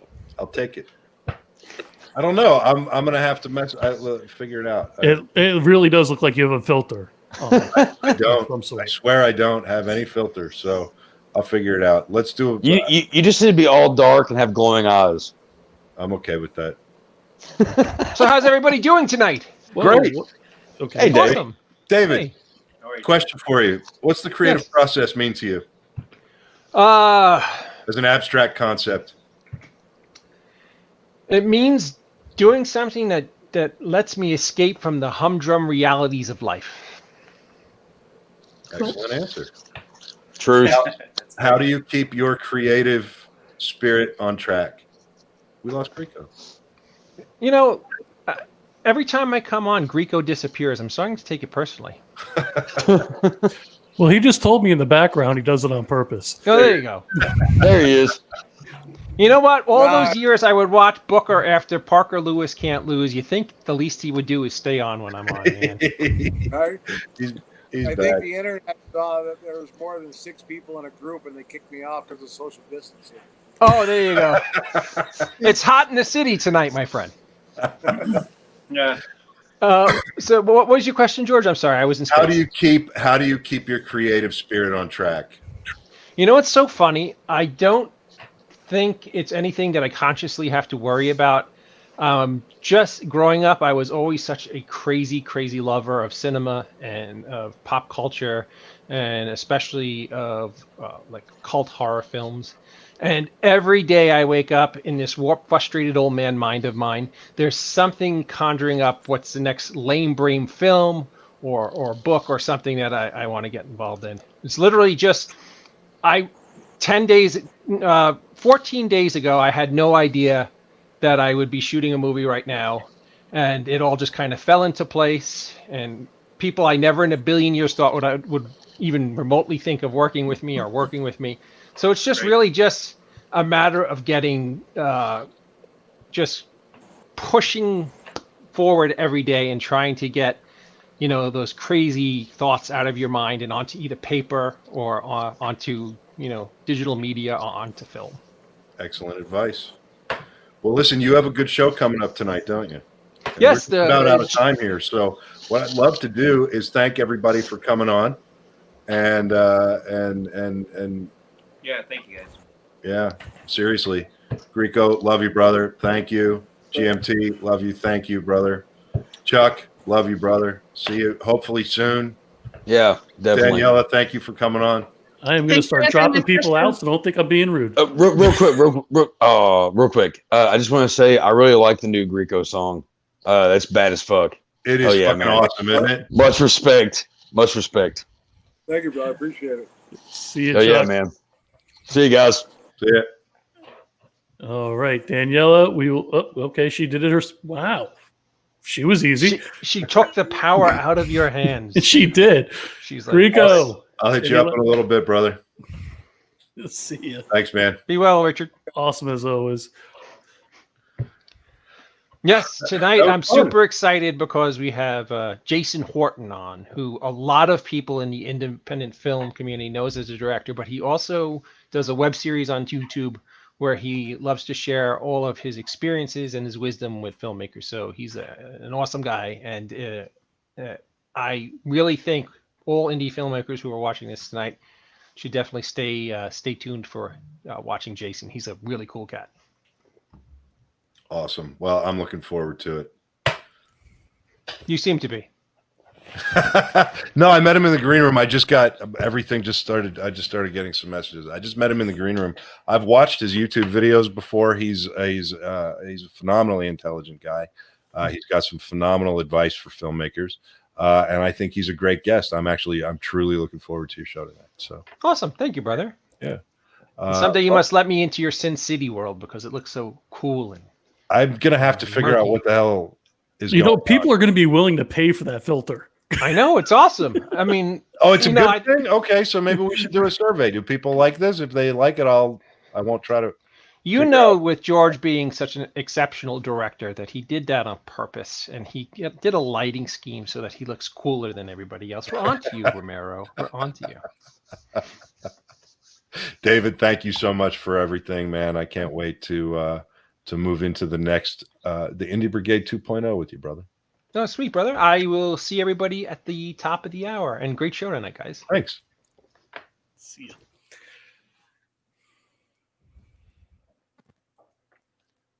So it's a badass look, George. All right, then. Listen, for anybody who was in the lobby and we did not get to bring you up on screen, fear not. We will be doing these roundtables on a much more regular basis. This is the kind of thing that I really want to start doing with the Indie Brigade. I want to start bringing the Indie Brigade into the Indie Brigade and giving the Indie Brigade to the Indie Brigade. How many times can you say Indie Brigade? Damn it. Super jealous of your hats. Anyway, are you ready? Sorry, got to. I love it. It's so freaking cool. I want one of those. You can't even say anything. No, I know. I'm speechless. Oh, you know what? Actually, you can say all you want. I just disconnected. Son of a bitch. We can still hear you. Well, ain't that a bitch? We can That's still not good. hear you. We can hear you. We heard you the entire time. Well, this is quite awkward. Hey, that sounded better. There it is. Wait till you get through. We heard you the whole time, by the way. That's okay. Come on, I do a show with you. I'm going to be embarrassed over that. I love you, Joe. Thank you for everything that you do. I love everybody out there in the brigade. Thank you for being with us. Thank you for sticking with us. And thank you for helping make the Indie Brigade the plight of the mainstream. Anyway, more cool shit coming. Make sure you get over to Twitch. Follow us. Subscribe on Twitch. Get on our Discord server. The true community is really coming into its own over there on Discord. And make sure you get with us on Twitch, because that's where you're going to get to see all the elements of all the content that's coming. That's about it. Joe, where'd you go? Joe's gone. He does this to me. Hi. Are you ready? Boom. There it is. Do it. Man, that was a terrible, terrible night. For me, I mean, you guys still had fun and did an awesome show. For me, I was just sitting here fucking just pissed off. I wanted to shoot my computer. Anyway. Yeah, and seeing that, I mean, so what do you think my thoughts were the whole entire time? Yeah, well, you know, the thing about that is like that's the normal startup screen for the Mac, right? So it goes and it goes and it goes, and you're like, yes, everything's going to be fine, and then it just stops there for like hours and hours and hours and hours. But we're back up and running. Thank you, Brandon. I will be getting back to you regarding your email very soon. I've been pretty much underwater with this computer thing and a bunch of other shit. So that's it. Everybody, I love every one of you. I thank you for sticking with us, for being with us, for sharing time with us, and for giving us your Friday nights. Truly, truly, I mean it. And I thank you for everything that you do for this community. I look forward to making it bigger, better, and stronger and faster moving forward. And stick with us. Wait a minute. Did you just do the whole $6 million man thing? Maybe. Okay. Maybe.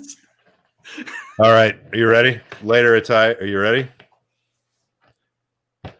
Thank you again, everybody. I love you all. And as always, fuck off till next time.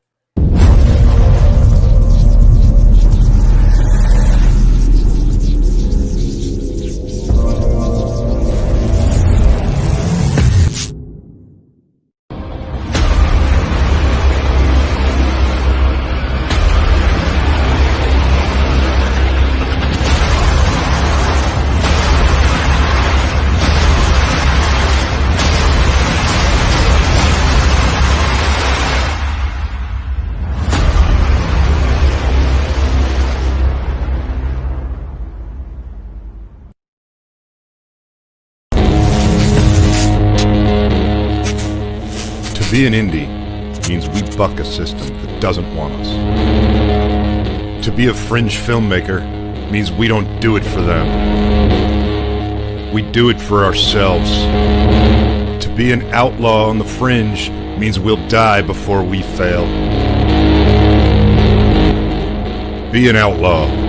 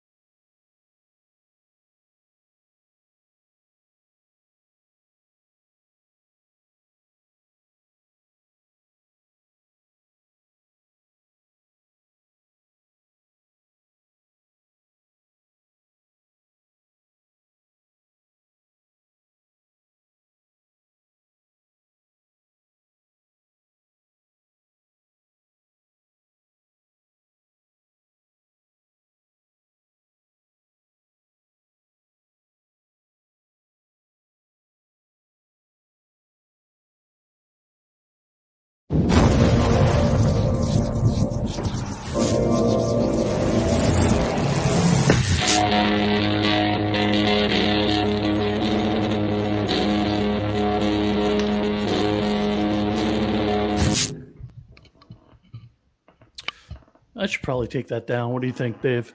I don't know. I think we've never looked better, actually. Oh, all right. Fair enough. Hello, Mr. Ridgely. Hello, Mr. Madison. How are you? I'm doing very, very, very well. I'm excited. There's a lot of fun stuff going on. Oh, do tell. Well, I'm shooting a new movie, which I'm super excited about. And today...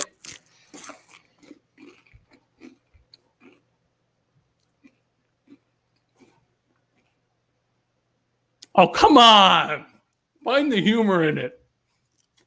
Seriously? No. No. That's actually kind of funny. That's actually really funny. Was it that loud? Yes. Was it that loud?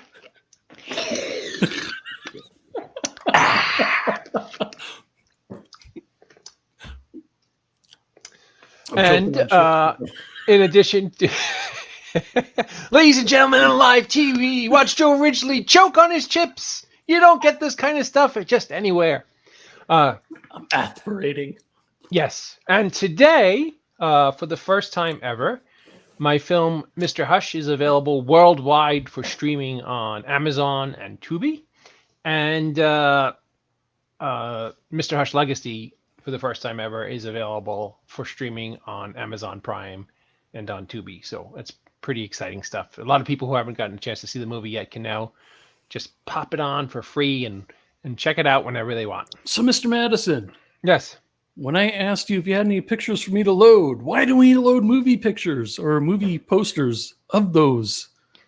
If like I can just like move my head, there's like a Mr. Hush poster, but a little tiny, like wait, right there. There's a little tiny Mr. Hush poster, and you know what that's from? That's actually one of those cards that were in the Blockbuster video that would hold the place of the DVDs if the DVD wasn't in stock. So that's actually one of those things. It's kind of cool, right? That is very cool. Yeah. And so, yes, if you get a chance, please check it out. Tell your friends it's a great Halloween movie. And another thing, is Uncle Scott around? He is. Mr. Schiaffo, are you available? Ladies and gentlemen, the one, the only, the myth, the legend, Uncle Scott Schiaffo. You guys, man, how are you? Good. How are you, brother? I'm doing really well. What are you drinking? This is nighttime tea. It's a combo of chamomile and there's a product out called Fenivue, which you a couple of magic pinches of that in there, and you get nice and mellow, if you will. But you see, Scott, most people don't need something to fall asleep during Dave's show. Oh!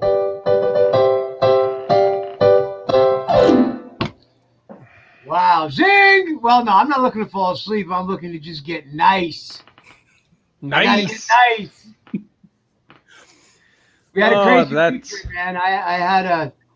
I don't want to get into a too long a thing, but we had a varmint in the house, man. Really? Yeah, we had a breach in the shingles.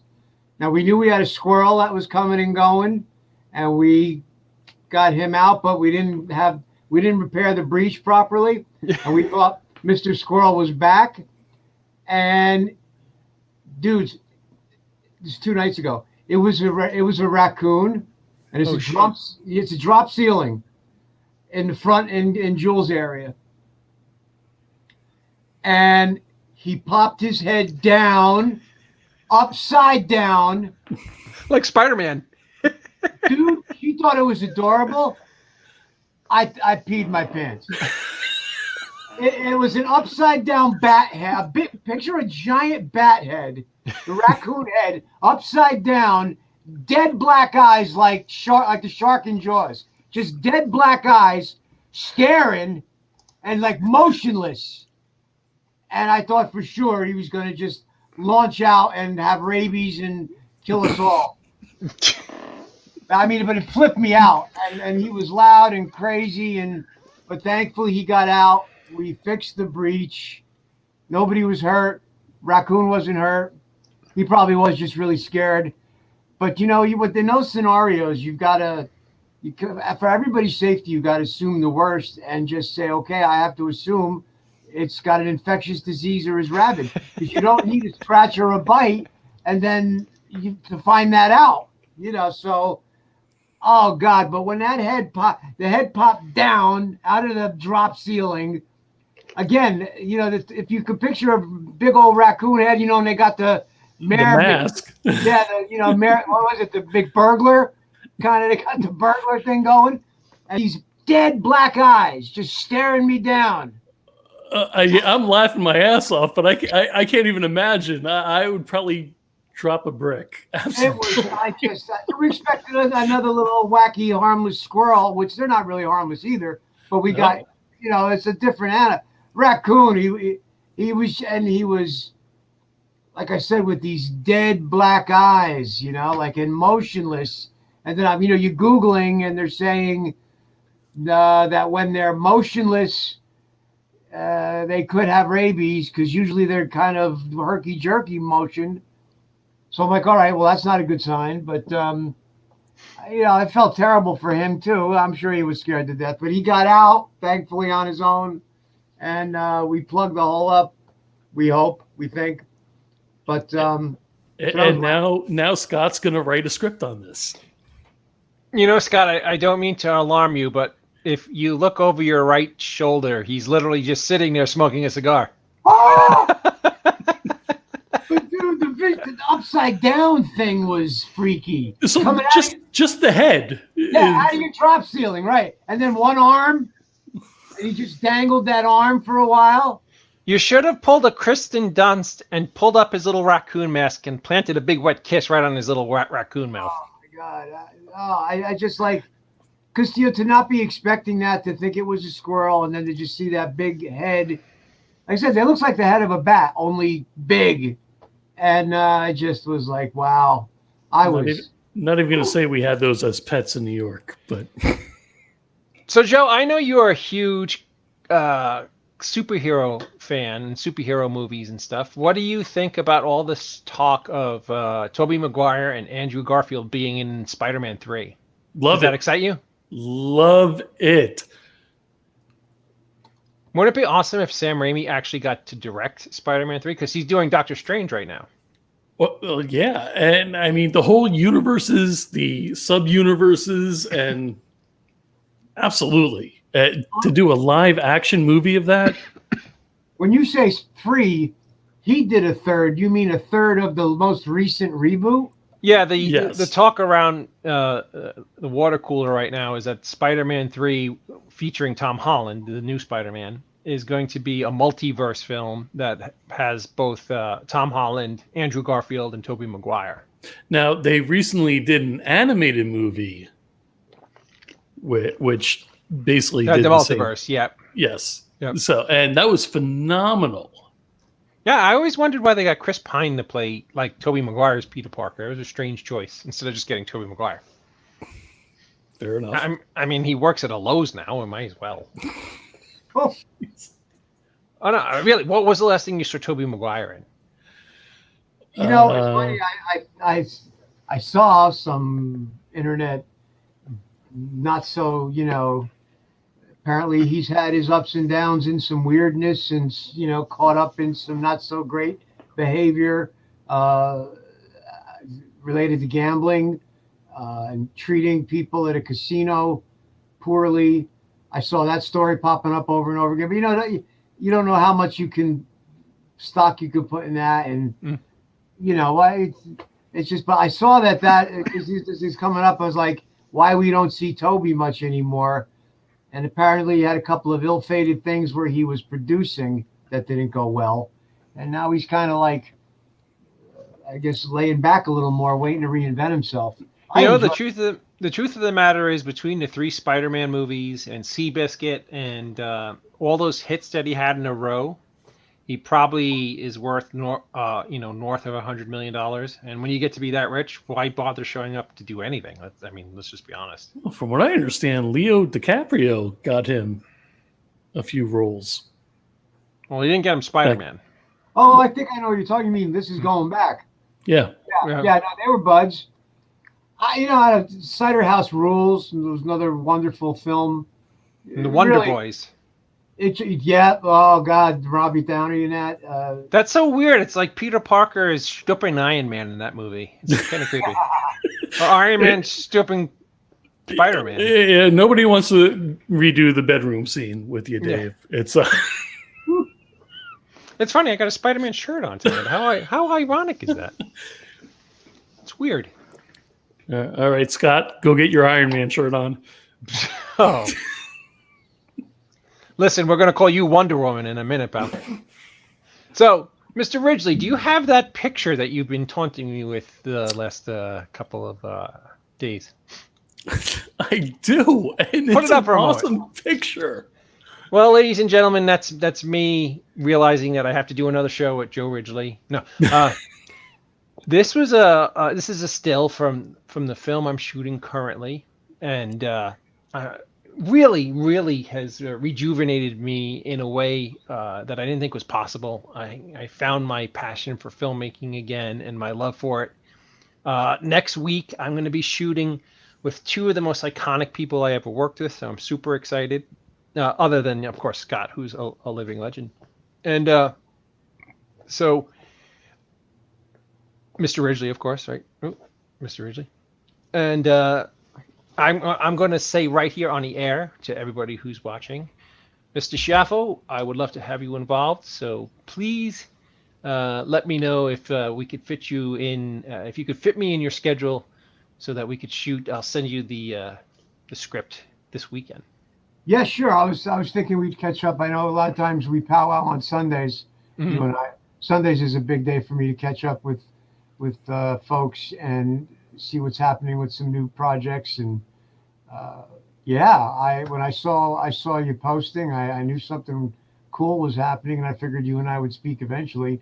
And whatever level I end up involved in is always a good thing either way. I mean, no, I mean, I have something really cool in mind for you, so we'll have some fun with that. Well, come on, let's get the exclusive on. You know what? The movie's not coming out till October 8th of 2021. So I don't want to give out too much information because it's super, super early, and it's a mistake filmmakers make. But it's a horror film. It has monsters in it.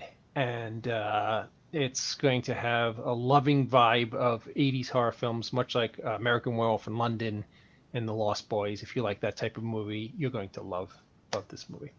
So, and we're shooting. It's one of the rare times that I'm getting to shoot a horror movie right in the heart of fall. So everything that makes fall the season, like the burning colors and atmosphere, are things that sometimes are very difficult to create in films at different times of the year. We're shooting it right now, and it has just a wonderful, wonderful eerie vibe and filmic look to it. So I'm very, very excited. Well, delve into that more if you could. I mean, you've been across 3 states in like the past week. Yeah, well, we shot a lot of the scenes were shot right here in Pennsylvania, where I live.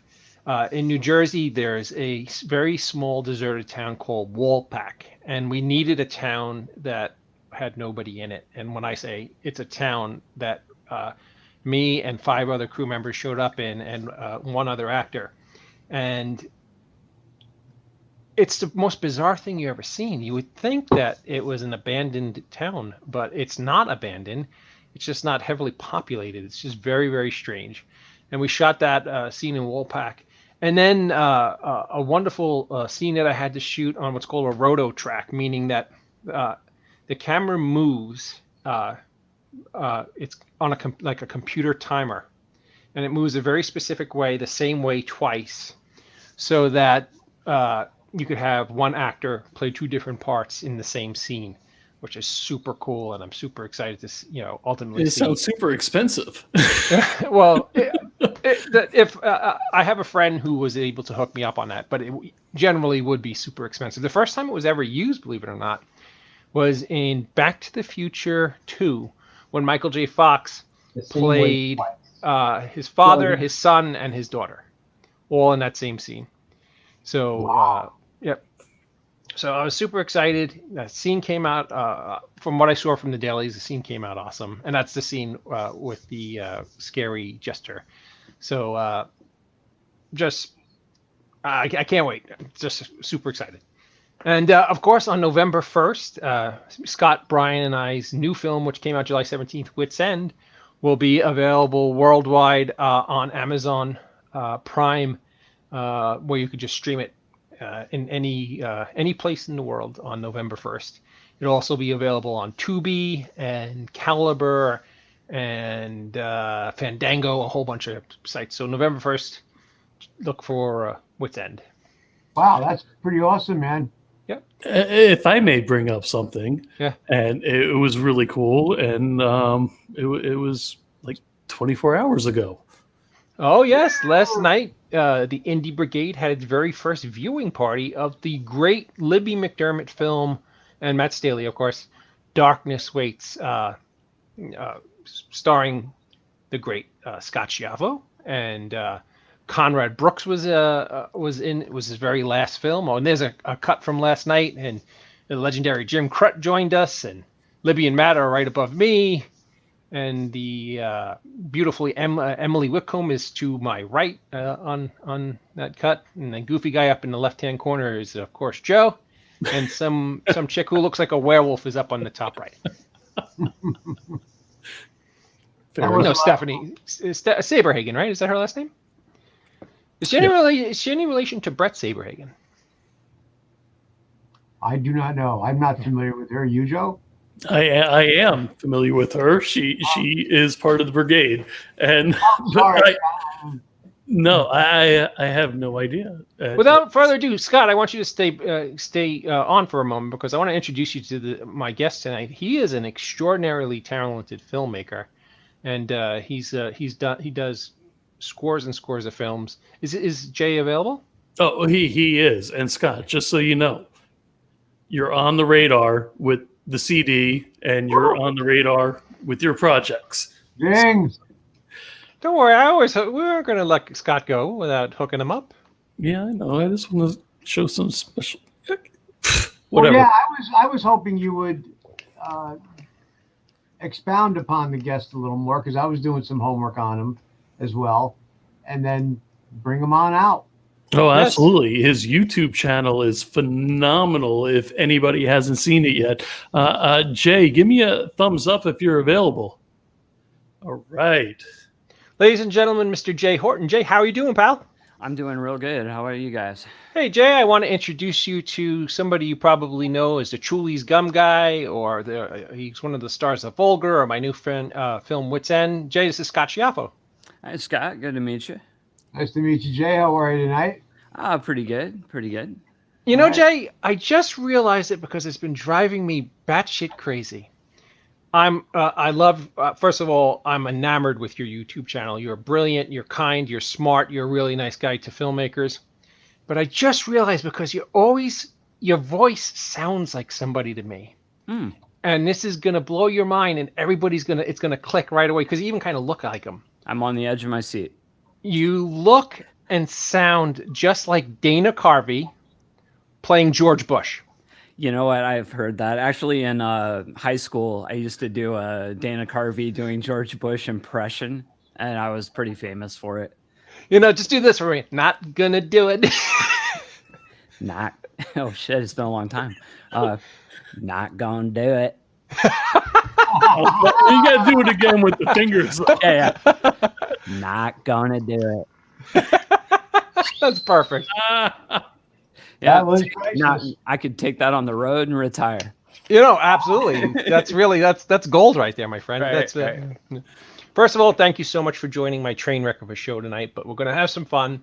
We're going to talk about filmmaking and films. But first, I want to open up the floor to you, Jay. Tell everybody a little bit about your history, about some of the films you made, and your passion for, and what gives you your passion for filmmaking. Okay, well, I'm going to start with what gives me my passion for filmmaking. I couldn't do anything else.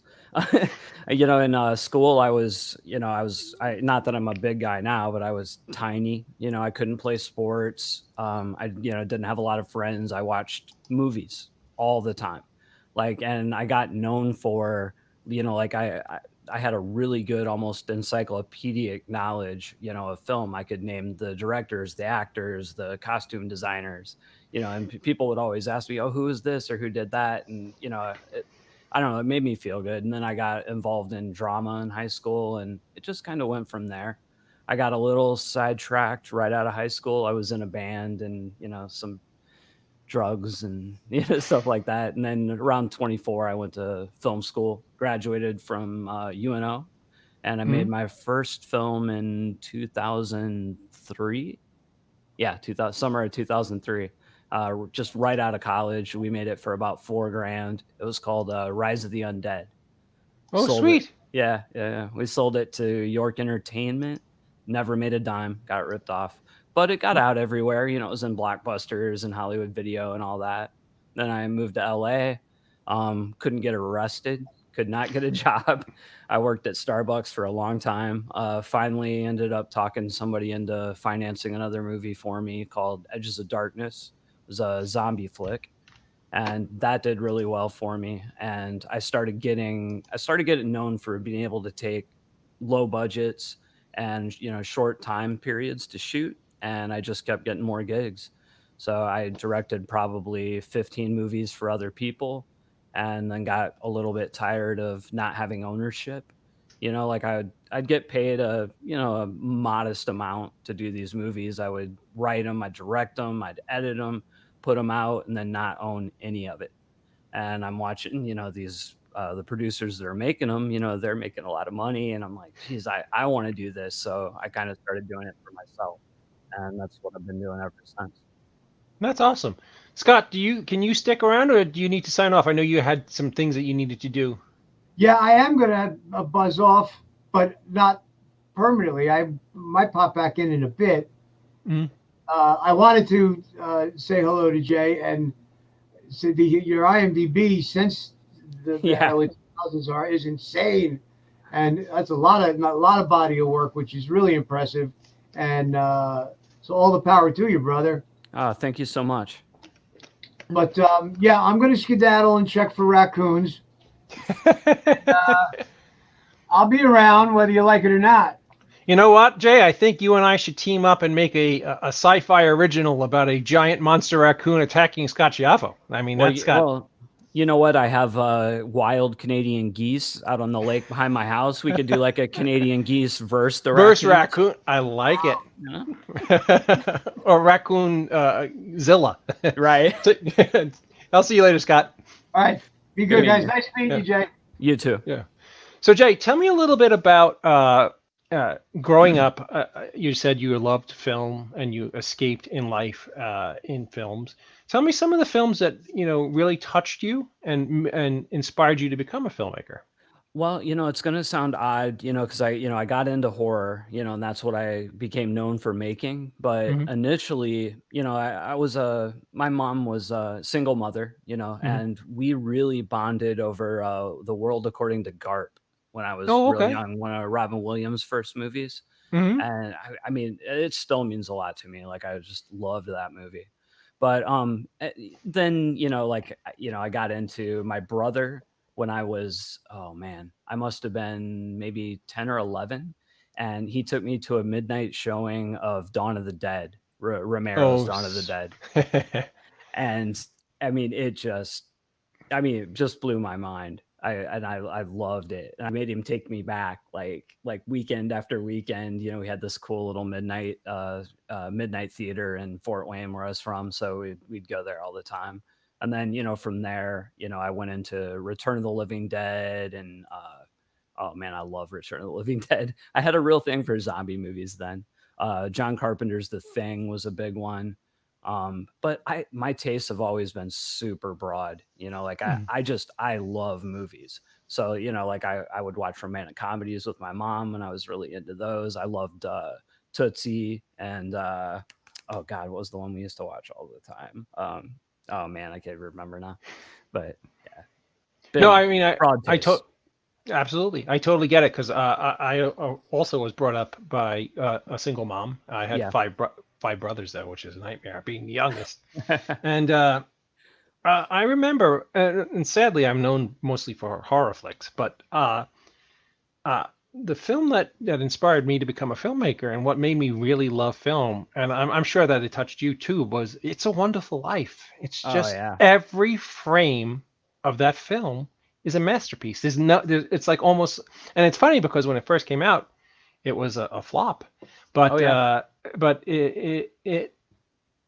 that movie is just an achievement in cinema that is very rare. And Yeah. especially the scene where George Bailey is in Rock On Scott, and especially the scene where George Bailey is in the bar, praying and telling, I mean, it's just magic. But I'm taking up time. I should be Oh interviewing no. you with my stupidity. I apologize. Not at Yeah, all. I was yeah. gonna say the movie. So I knew that I really love movies, but I never had any inkling that I wanted to be a director or I wanted to write or anything like that until I was I think I was 18 or 19 when Reservoir Dogs came out. And I now I'm almost self-conscious about it. I hate to be that filmmaker that's like, oh, Tarantino. But I mean, it wasn't, I mean, I love the movie and it blew me away, but listening to him talk about the movie, like, Mhm. and talk about other movies, and he would talk about, Walter Hill, and he would talk about French New Wave and Godard, and he would talk about John Woo. And I've seen a lot of these movies, but I never put it together that The Long Riders and Southern Comfort and 48 Hours were done by the same person. You know what I Mhm. mean? The same director. And it just something clicked. And I was like, oh, that's what I need to do. Now it No, took I mean, me a few years to get there, but yeah. no, I mean, watching you on your YouTube channel and all your broadcasts, you are a super smart guy about film. So I'm really interested about what films like pre 1980 do you dig? Okay, so Taxi Driver was really big for me. Mhm. But again, it was like the Tarantino connection at the time. I mentioned Walter Hill, so the Long Ride. Oh wait, Long Riders was probably 80. Um, Gosh, I'm drawing a total freaking blank right now. Oh, Peck and Paw. I was really Okay. big into Peck and Paw. I really like John Ford stuff, like the Searchers was really big for me. Rio Bravo is awesome. Um, I really liked the rapid fire romantic comedy stuff, like Mhm. His Girl Friday. I was totally in love with Veronica Lake, so I liked Sullivan's Travels, like stuff like that. Sweet. I mean, did you have any passion for like the original Universal horror films, like Karloff's Dracula and Lugosi, Karloff's Frankenstein and Lugosi's Dracula, and I would like to say I did, but I didn't. I was the thing with horror is for me it kind of it began in the late 70s and then kind of went through to today. I mean, I'm not I have a respect for it, but I just never I don't know, I never got into the old stuff. Sweet. We have a question from a viewer named Brandon Brooks, who's also another great filmmaker. Sure. He says, you have a fantastic resume as an actor, director, producer, and an editor. I saw a lot of African American themed projects on your resume. Did you build a strong relationship with different AA filmmakers in your career that spawned you working on a lot of the comedies and dramas you did? AA. You know what he means by AA? I don't. When I hear AA, I think of Alcoholics Yeah, Anonymous. I did too. I'm sorry. Or maybe African American. Oh, yeah. That totally makes sense. Yes. So diversity was always super important to me, even like younger. Mhm. And then when I got to Hollywood, like I said, I was struggling. And one of the first horror movies I did was Edges of Darkness, which was, at least the section I directed, was a predominantly African American cast. And then I caught the eye of a director producer named Jean-Claude Lamar, who was making low budget movies at the time. And I kind of became his go-to guy. So I would shoot them and I would edit them. Like he was usually the director of them. And then from there was another filmmaker that was trying to basically copy his business paradigm. And they were Dave and Dan Garcia. They used to be rappers in the Dirty South, and they started hiring me to direct their movies. So that's where I did Shoulda Put a Ring on It, and The Other Side, and Pastor Shirley. I've always liked diverse stuff, and that's where my I don't know, that's kind of one of my skill sets was working on those movies. Mm-hmm. Now on YouTube, your videos are extremely informative, and what's really wonderful about you is that you have a sincerity when you do these things. It's weird because filmmakers are strange birds. They all have, if they find something that's like that's good advice or a great piece of knowledge, they kind of like bury it in the backyard like a dog does a bone. And for some bizarre reason, they don't like to share it with other filmmakers. And you are totally different when it comes to that aspect.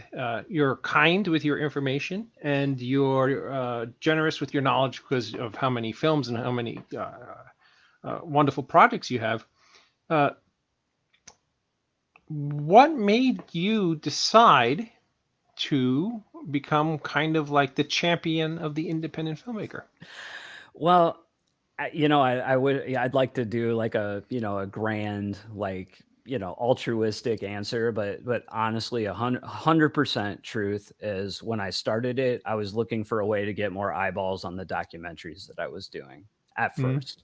So that's, so I'm making these documentaries, and I'm hearing, other producers talk about how you have to diversify, do different things.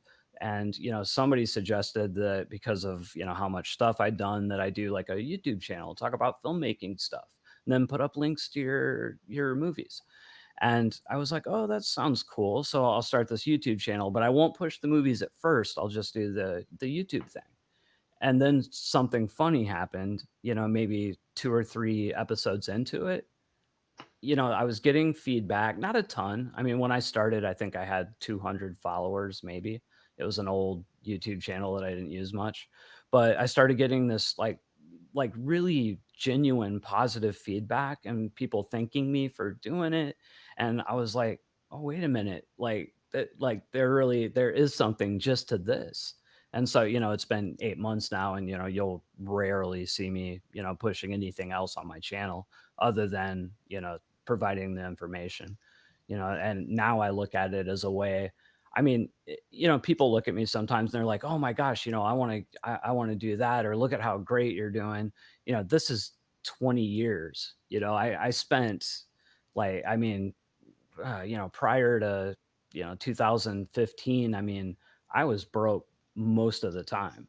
I would have little runs where I'd direct these movies and I was doing okay, but 6 months later, I was barely paying my rent.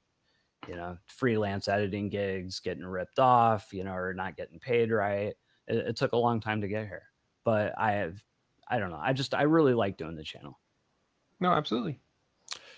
So Brandon E. Brooks says, awesome, Jay. I've seen some of your work and didn't even recognize it until now. Props to you, good sir. Respect. Thank you very much. Thank you very much. So this show is known to have lots and lots of independent filmmakers watching it. Mm-hmm. Off the top of your head, and I don't mean to put you on the spot, but off the top of your head, if you were to give them 3 pieces of information or of wisdom that would help them in either getting their work seen by more people, or monetizing their work, or getting their productions to be more solid, what are the 3 pillars of information you feel are important for independent filmmakers to hear out there? I think the big thing, and Alex Ferrari says this a lot, so I always feel like I'm aping him, but to not buy into the 90s auteur mythos, that you're going to make this one movie and it's, going to blow you up and launch you. It does happen, but very, very rarely. And that's a lottery ticket mentality. It's going to be a long road. You're going to make a lot of movies, or you may make a lot of movies, and most of them are not going to make money. I mean, I think the biggest thing for independent filmmakers to know is just the numbers. You know, 10 independent movies are made, 8 of them are going to be successful. I mean, 8 of them, 2 of them are going to be successful. 8 of them are going to fail or just barely break even.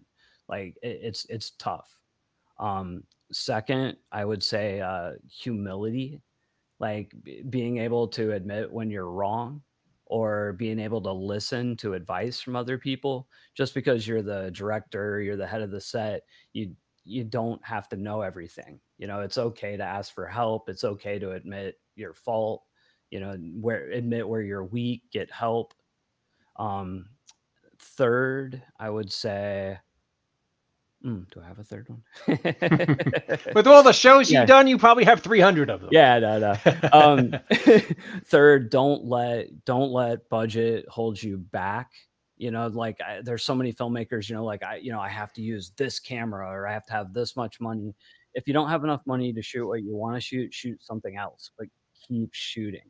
Like I think with filmmaking, it's like it's like being a shark. You have to constantly swim or you're gonna die.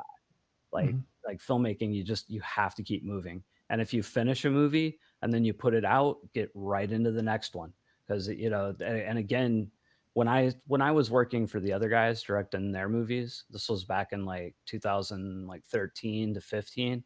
You know, an independent filmmaker, you could make movies for $20,000 to $50,000, and they didn't have to be awesome. If you finished it and it was competent, you could make some pretty good money on it. These days it's a lot harder, and it's numbers. Like you can't make 2 $20,000 movies a year and expect to make a living on them. You have to make 10. You know, you have to keep going. So let's talk about distribution in 2020. The advent of Amazon. Thank you, Brandon. He loves Jay Ferrari and Indie Film Hustle reference. Yeah, it's a great podcast. The advent of Amazon Prime and filmmakers being able to get their work on such an enormous platform, and then things like which you and I have discussed personally many times, like Film Hub. Yeah. What would you suggest the filmmaker do? Would you suggest them to go at it on their own and try to get the film up on Amazon Prime, and platforms like Vimeo where you have total control over it, or would you suggest them turn over their product to an aggregator such as a Film Hub? So, and this isn't a really super popular answer amongst indie filmmakers, but you know, there's 2 roads you can go. You can give the movie over, you know, to a marketplace like Film Hub or a distributor like Indie Rights, and you know, you can do well, or you can do it completely on your own. And I know people that do that and do really well. I'm not one of them. I've tried a few times to completely do self-distribution, and I've made a little bit here and there, but I've always made more money with somebody like Film Hub or somebody like Indie Rights that can get you placed on more platforms, because I think it's a numbers game. So if it was still 2016 and Amazon Prime was still paying 15 cents an hour across the board, then my answer might be a little bit different. But today, you know, they pay between 1 cent an hour and 12 cents an hour, depending on your CER, which is the customer engagement ranking. But you know, they're basing that ranking on all the other movies that are up there through Prime Video Direct. So you're competing against all the other independent filmmakers. And when they started purging films, you know, the lower ended stuff starts coming out, so that curve goes up. And if you're under 50% on your CER, you're going to be at 1 cent an hour. And most like really independent films, like under 100,000, under 50,000, under 20,000, they're going to end up under that 50%. And they're going to make 1 cent an hour. I mean, I had a documentary, one of the last ones that I released myself on Prime, and I was doing 10 million minutes a month, like 2 million a week and plus. Now, if it would have done those numbers in 2016, I would have made about $25,000 off of it. But 6 months ago, I had a CER of 47%, 3% under the 50% cutoff, and I made I think 1,700. 3% higher, it would have been like 6,000. So you made like $1,700 on 2 million minutes? 2 million minutes a week. It was so it was it was 10 million for the month. It was like 2 million one week, 3 million another. It was averaging 2 million though. Wow. Yeah. I mean, it sounds like it sounds criminal that they can that they can show your movie for millions of hours and pay you thousands of dollars. Yeah. I mean, I had a couple 100,000 unique streams on that during that month. So something like 200,000 people watched that movie. It's crazy. But here's what I'll say about Amazon and the rate cuts. I mean, yes, it does suck, and I'm not defending it, but we got to remember that the world was always going to move towards streaming. No matter how much we like physical media and some of us hang on to it, streaming's the future. Amazon was happening. And then, 6 years ago, they opened up this gateway to filmmakers where you could release your own movie on a major platform. That had never happened before. To this day, nobody has done that. I mean, you'd put up a new release and it would be on the new release wall right next to Fast and Furious or whatever big blockbuster was out that month. And has that whatever, that was almost 10 years ago. So people kind of take it for granted now, that we can just put our movies up there and we're entitled to, more money or whatever. Maybe we are, but we still got to remember it's their sandbox. They let us in, and even they're purging some people, but they're still allowing it. So I don't know. I'm not mad at them. I'm not mad at them either, but I'm more caught up in just the sheer numbers. Yeah. And I mean, if I put out a streaming service and something is performing to the point where 2 million hours of my total, of people watching my platform is watching a particular, show or project or film, sending them a check for, $250 just doesn't seem right to me. Yeah. I mean, the other thing to keep in mind too is that there's 95 million users on Amazon. And I forget how big the library is, and it 2 million minutes a week sounds huge, but in the grand scheme of things, it's not. I mean, there's not a lot of indie filmmakers that are streaming that many minutes, but I mean, a third-rate TV show that's been out for 10 years is doing 2 million minutes a week. So, No, absolutely. And I actually just took your advice because I got my film Mr. Hush back from Kino Lorber, who made a fortune on it, and I got a box of nachos. And I asked you, should I go via self-distribution, and you pointed me towards Film Hub, and just yesterday I found out that they put it up in 200 extra markets. So that's So I mean, that was great advice, and I thank you for it. It's very kind. I talked to filmmakers like John McNaughton and Tom Holland and John Landis. I had a conversation with last week. I love McNaughton.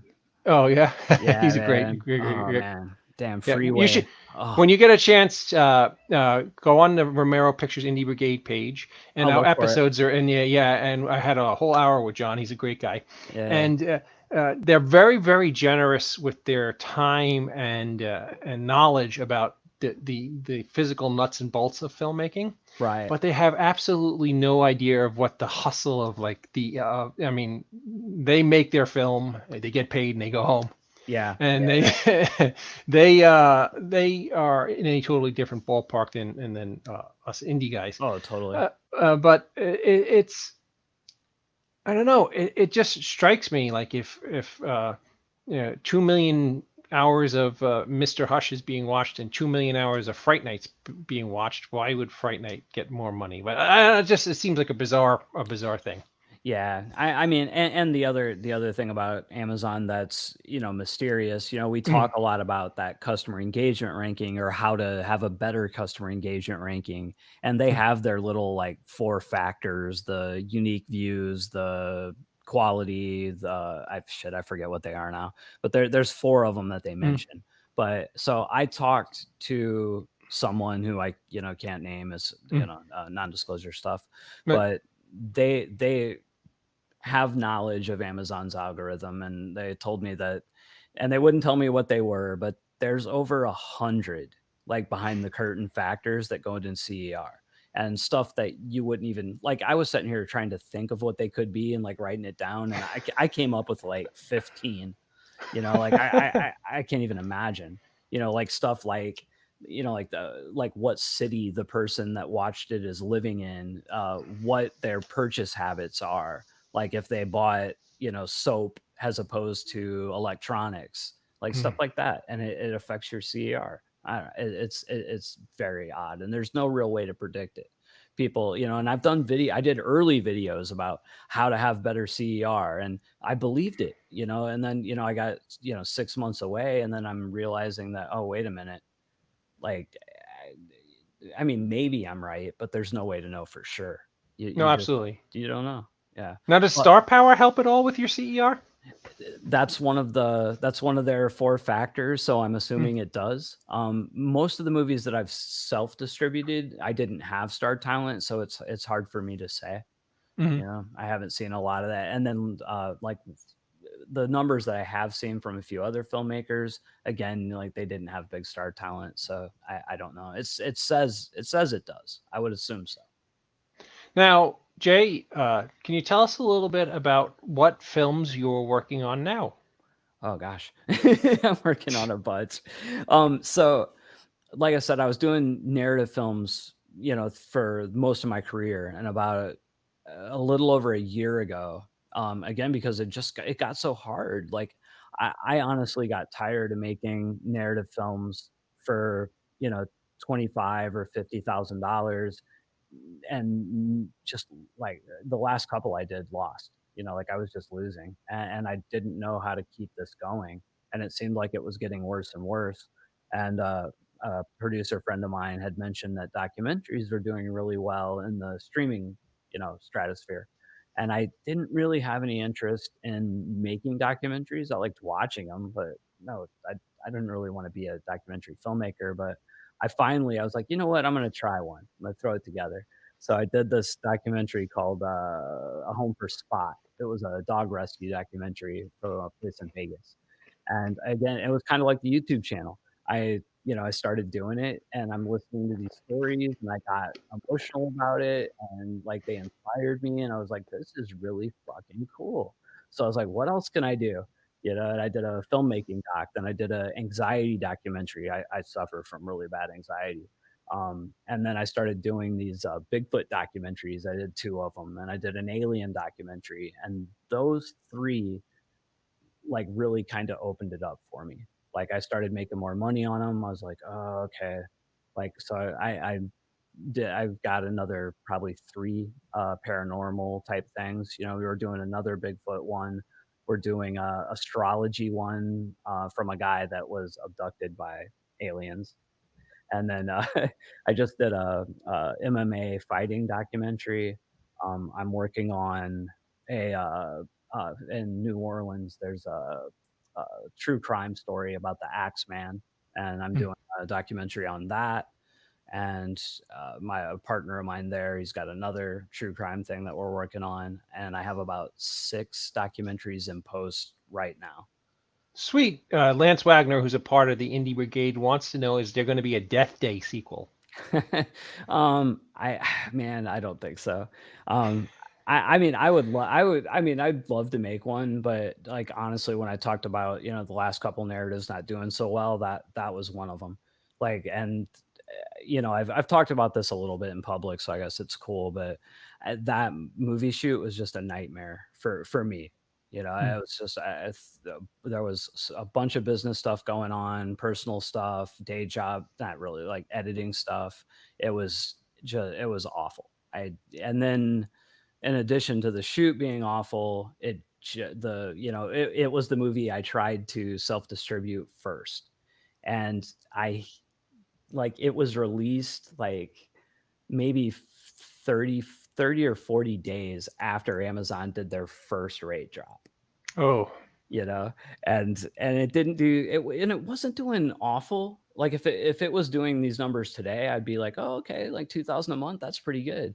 But we made that movie, in hard costs for like $50,000, and there was deferred payments on top of that. And at $2,000 a month, it was never going to get there.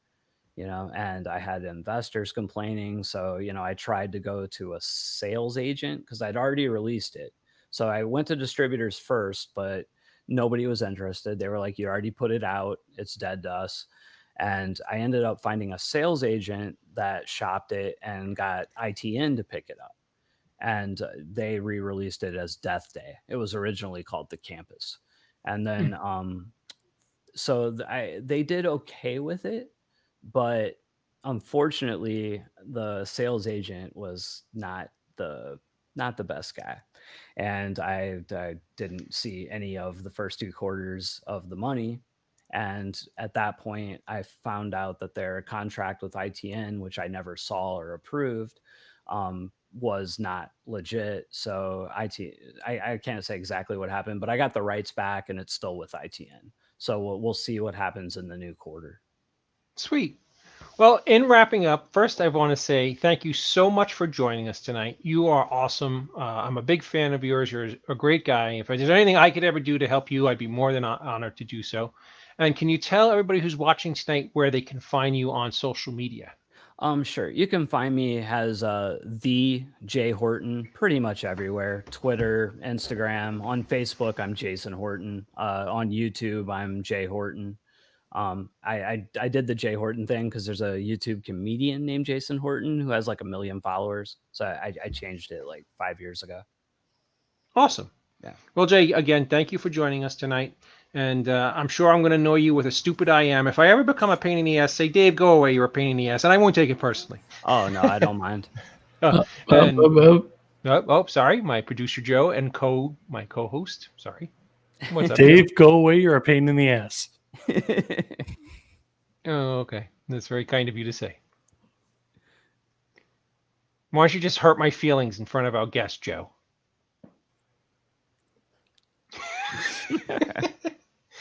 Jay, thank you so much. Good luck with your move. I know that you moved to Georgia. Yep. And make sure that you hang out at the Stranger Things sites and see all that fun stuff.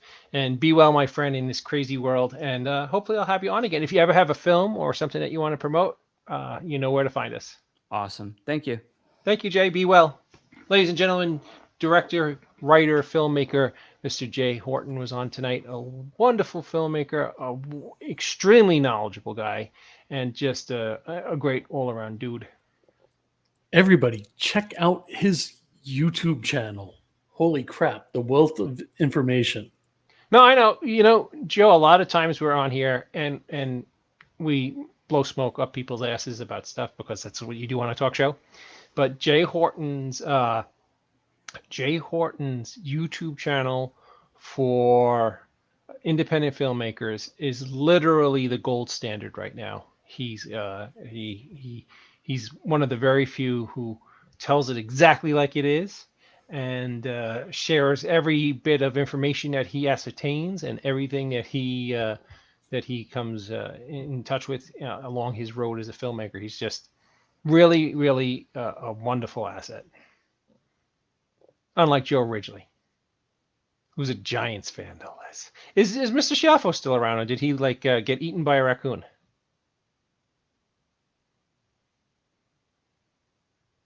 Huh? What? Pardon me? Excuse me? Are you done insulting the Giants, Mr. Jets fan? Yes, I am. Listen, dude, between the two of us, we don't have a win. We're 0-10. I don't think either one of us really has a leg to stand on in this battle. No, but one of us took out the quarterback for the Cowboys. Anyway, Mr. Schiaffo, are you available? Yeah. Hey. Hey, the Yeah, raccoon yeah. didn't eat you, my friend. No, I'm good. No, we are still raccoon free here.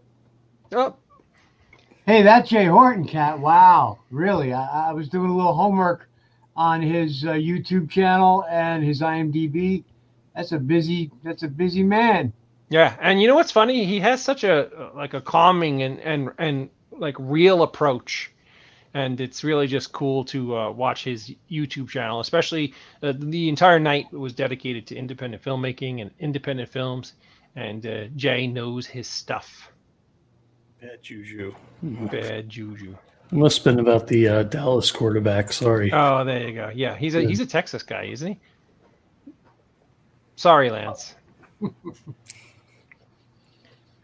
What are you gonna do? What are you going to do? So, Mr. Schiaffo, before we wrap up another wonderful episode of The End of the Night, is there anything you want to say in parting to the lovely folks out there watching us tonight? I want to say thank you all 110% from the bottom of my heart for all the support for all of my projects. I am very fortunate. Even during this 2020 COVID mess, I've had a handful of things to be very excited about. Darkness Waits, Wits End, my audio book, which is now out on Audible, and the audio CD is available with the really cool booklet that comes inside. Is a 20-page booklet inside that Scott Meany did. That's just golden stuff. You can get them autographed from my site, and the money goes to the Angels of Animals charity. So I'll have those links up. You can follow any of my social media. I'm going to have more and more links up of projects coming up. And hey, Lance, love you too, guys. Just thank you all so much. You guys are really the best. I'm very fortunate to have such wonderful support. And your next appearance? Zing! Yes, this is happening Sunday, November 1st. Virtual con with Galaxy Con. It's going to be myself, Brian O'Halloran, Marilyn Gigliotti, and Jeff Anderson, Randall, who is a guy who hasn't done a lot of these types of shows or appearances. So that's exciting for me because I have not seen that man since we were on the set together, in all honesty. That's a long time ago. So it's great that he's got it. Yeah, no, he was not a guy who was much for doing the shows or the conventions at all. And damn it, just as he started to do it, COVID came, and that was the end of that. So I don't know where that's going to end up. It's the whole COVID mess is nuts. The elections got me nuts. I don't want to start. I'll go on a bummer now. I don't want to go on a bummer. Scott, you got to drop me the link to the CD, and so I can attach it, if you would, please. Yes, I will. I absolutely will. And we didn't really. We have a very cool promotional video of the artwork that we did with just a music background, which I'm going to try to drum up soon. I don't know if I'm going to do it in the next few minutes. I have to get to my Google Drive, and all right, might not happen right now. All right, fair. Next week? Absolutely, and I'll be posting it. I don't want to keep everybody waiting now. I'd have to get it from the Google Drive, and because the thing with the CD was Amazon Media on Demand were so backed up, and 20-page booklets are not nearly as common as just 4-panel booklets. So the time it took to get the proof back, it was just a ticking clock. I had no idea. It could have been, 30 days, 60 days, 90 days, and then all of a sudden, boom, we finally had it. So I'm going to begin doing a lot of promotion soon. Sweet. That is sweet. But thank you guys for all you do, really, both of you. And being on this show has been a real kick for me and keeps me active and somewhat out of trouble. All right, Uncle Scott. I will. I love you, brother. I'll talk to you on Sunday. Yes. And we'll get everything squared away. Great. Hey, Joe, you're the best, man. I appreciate that. Watch those raccoons. Yes. Woo-hoo! There's one right behind you. Oh, I love him. I really do. So it's the witching hour, Joe. It is. Switching hour. Happy Saturday. Sorry. That was a sigh of, I have no idea. Okay. Well, another episode of The End of the Night in the books. Another sad Dave. Look how I'm just so sad. I understand the whole Harlequin clown thing. I never pictured you with the big red nose, though. Oh no, that's actually my nose. I was so bummed out from shooting all day that I drank heavily, and that's what happens to my nose when I when I drink too much. Brandon Thank you, saying Brandon. another awesome show.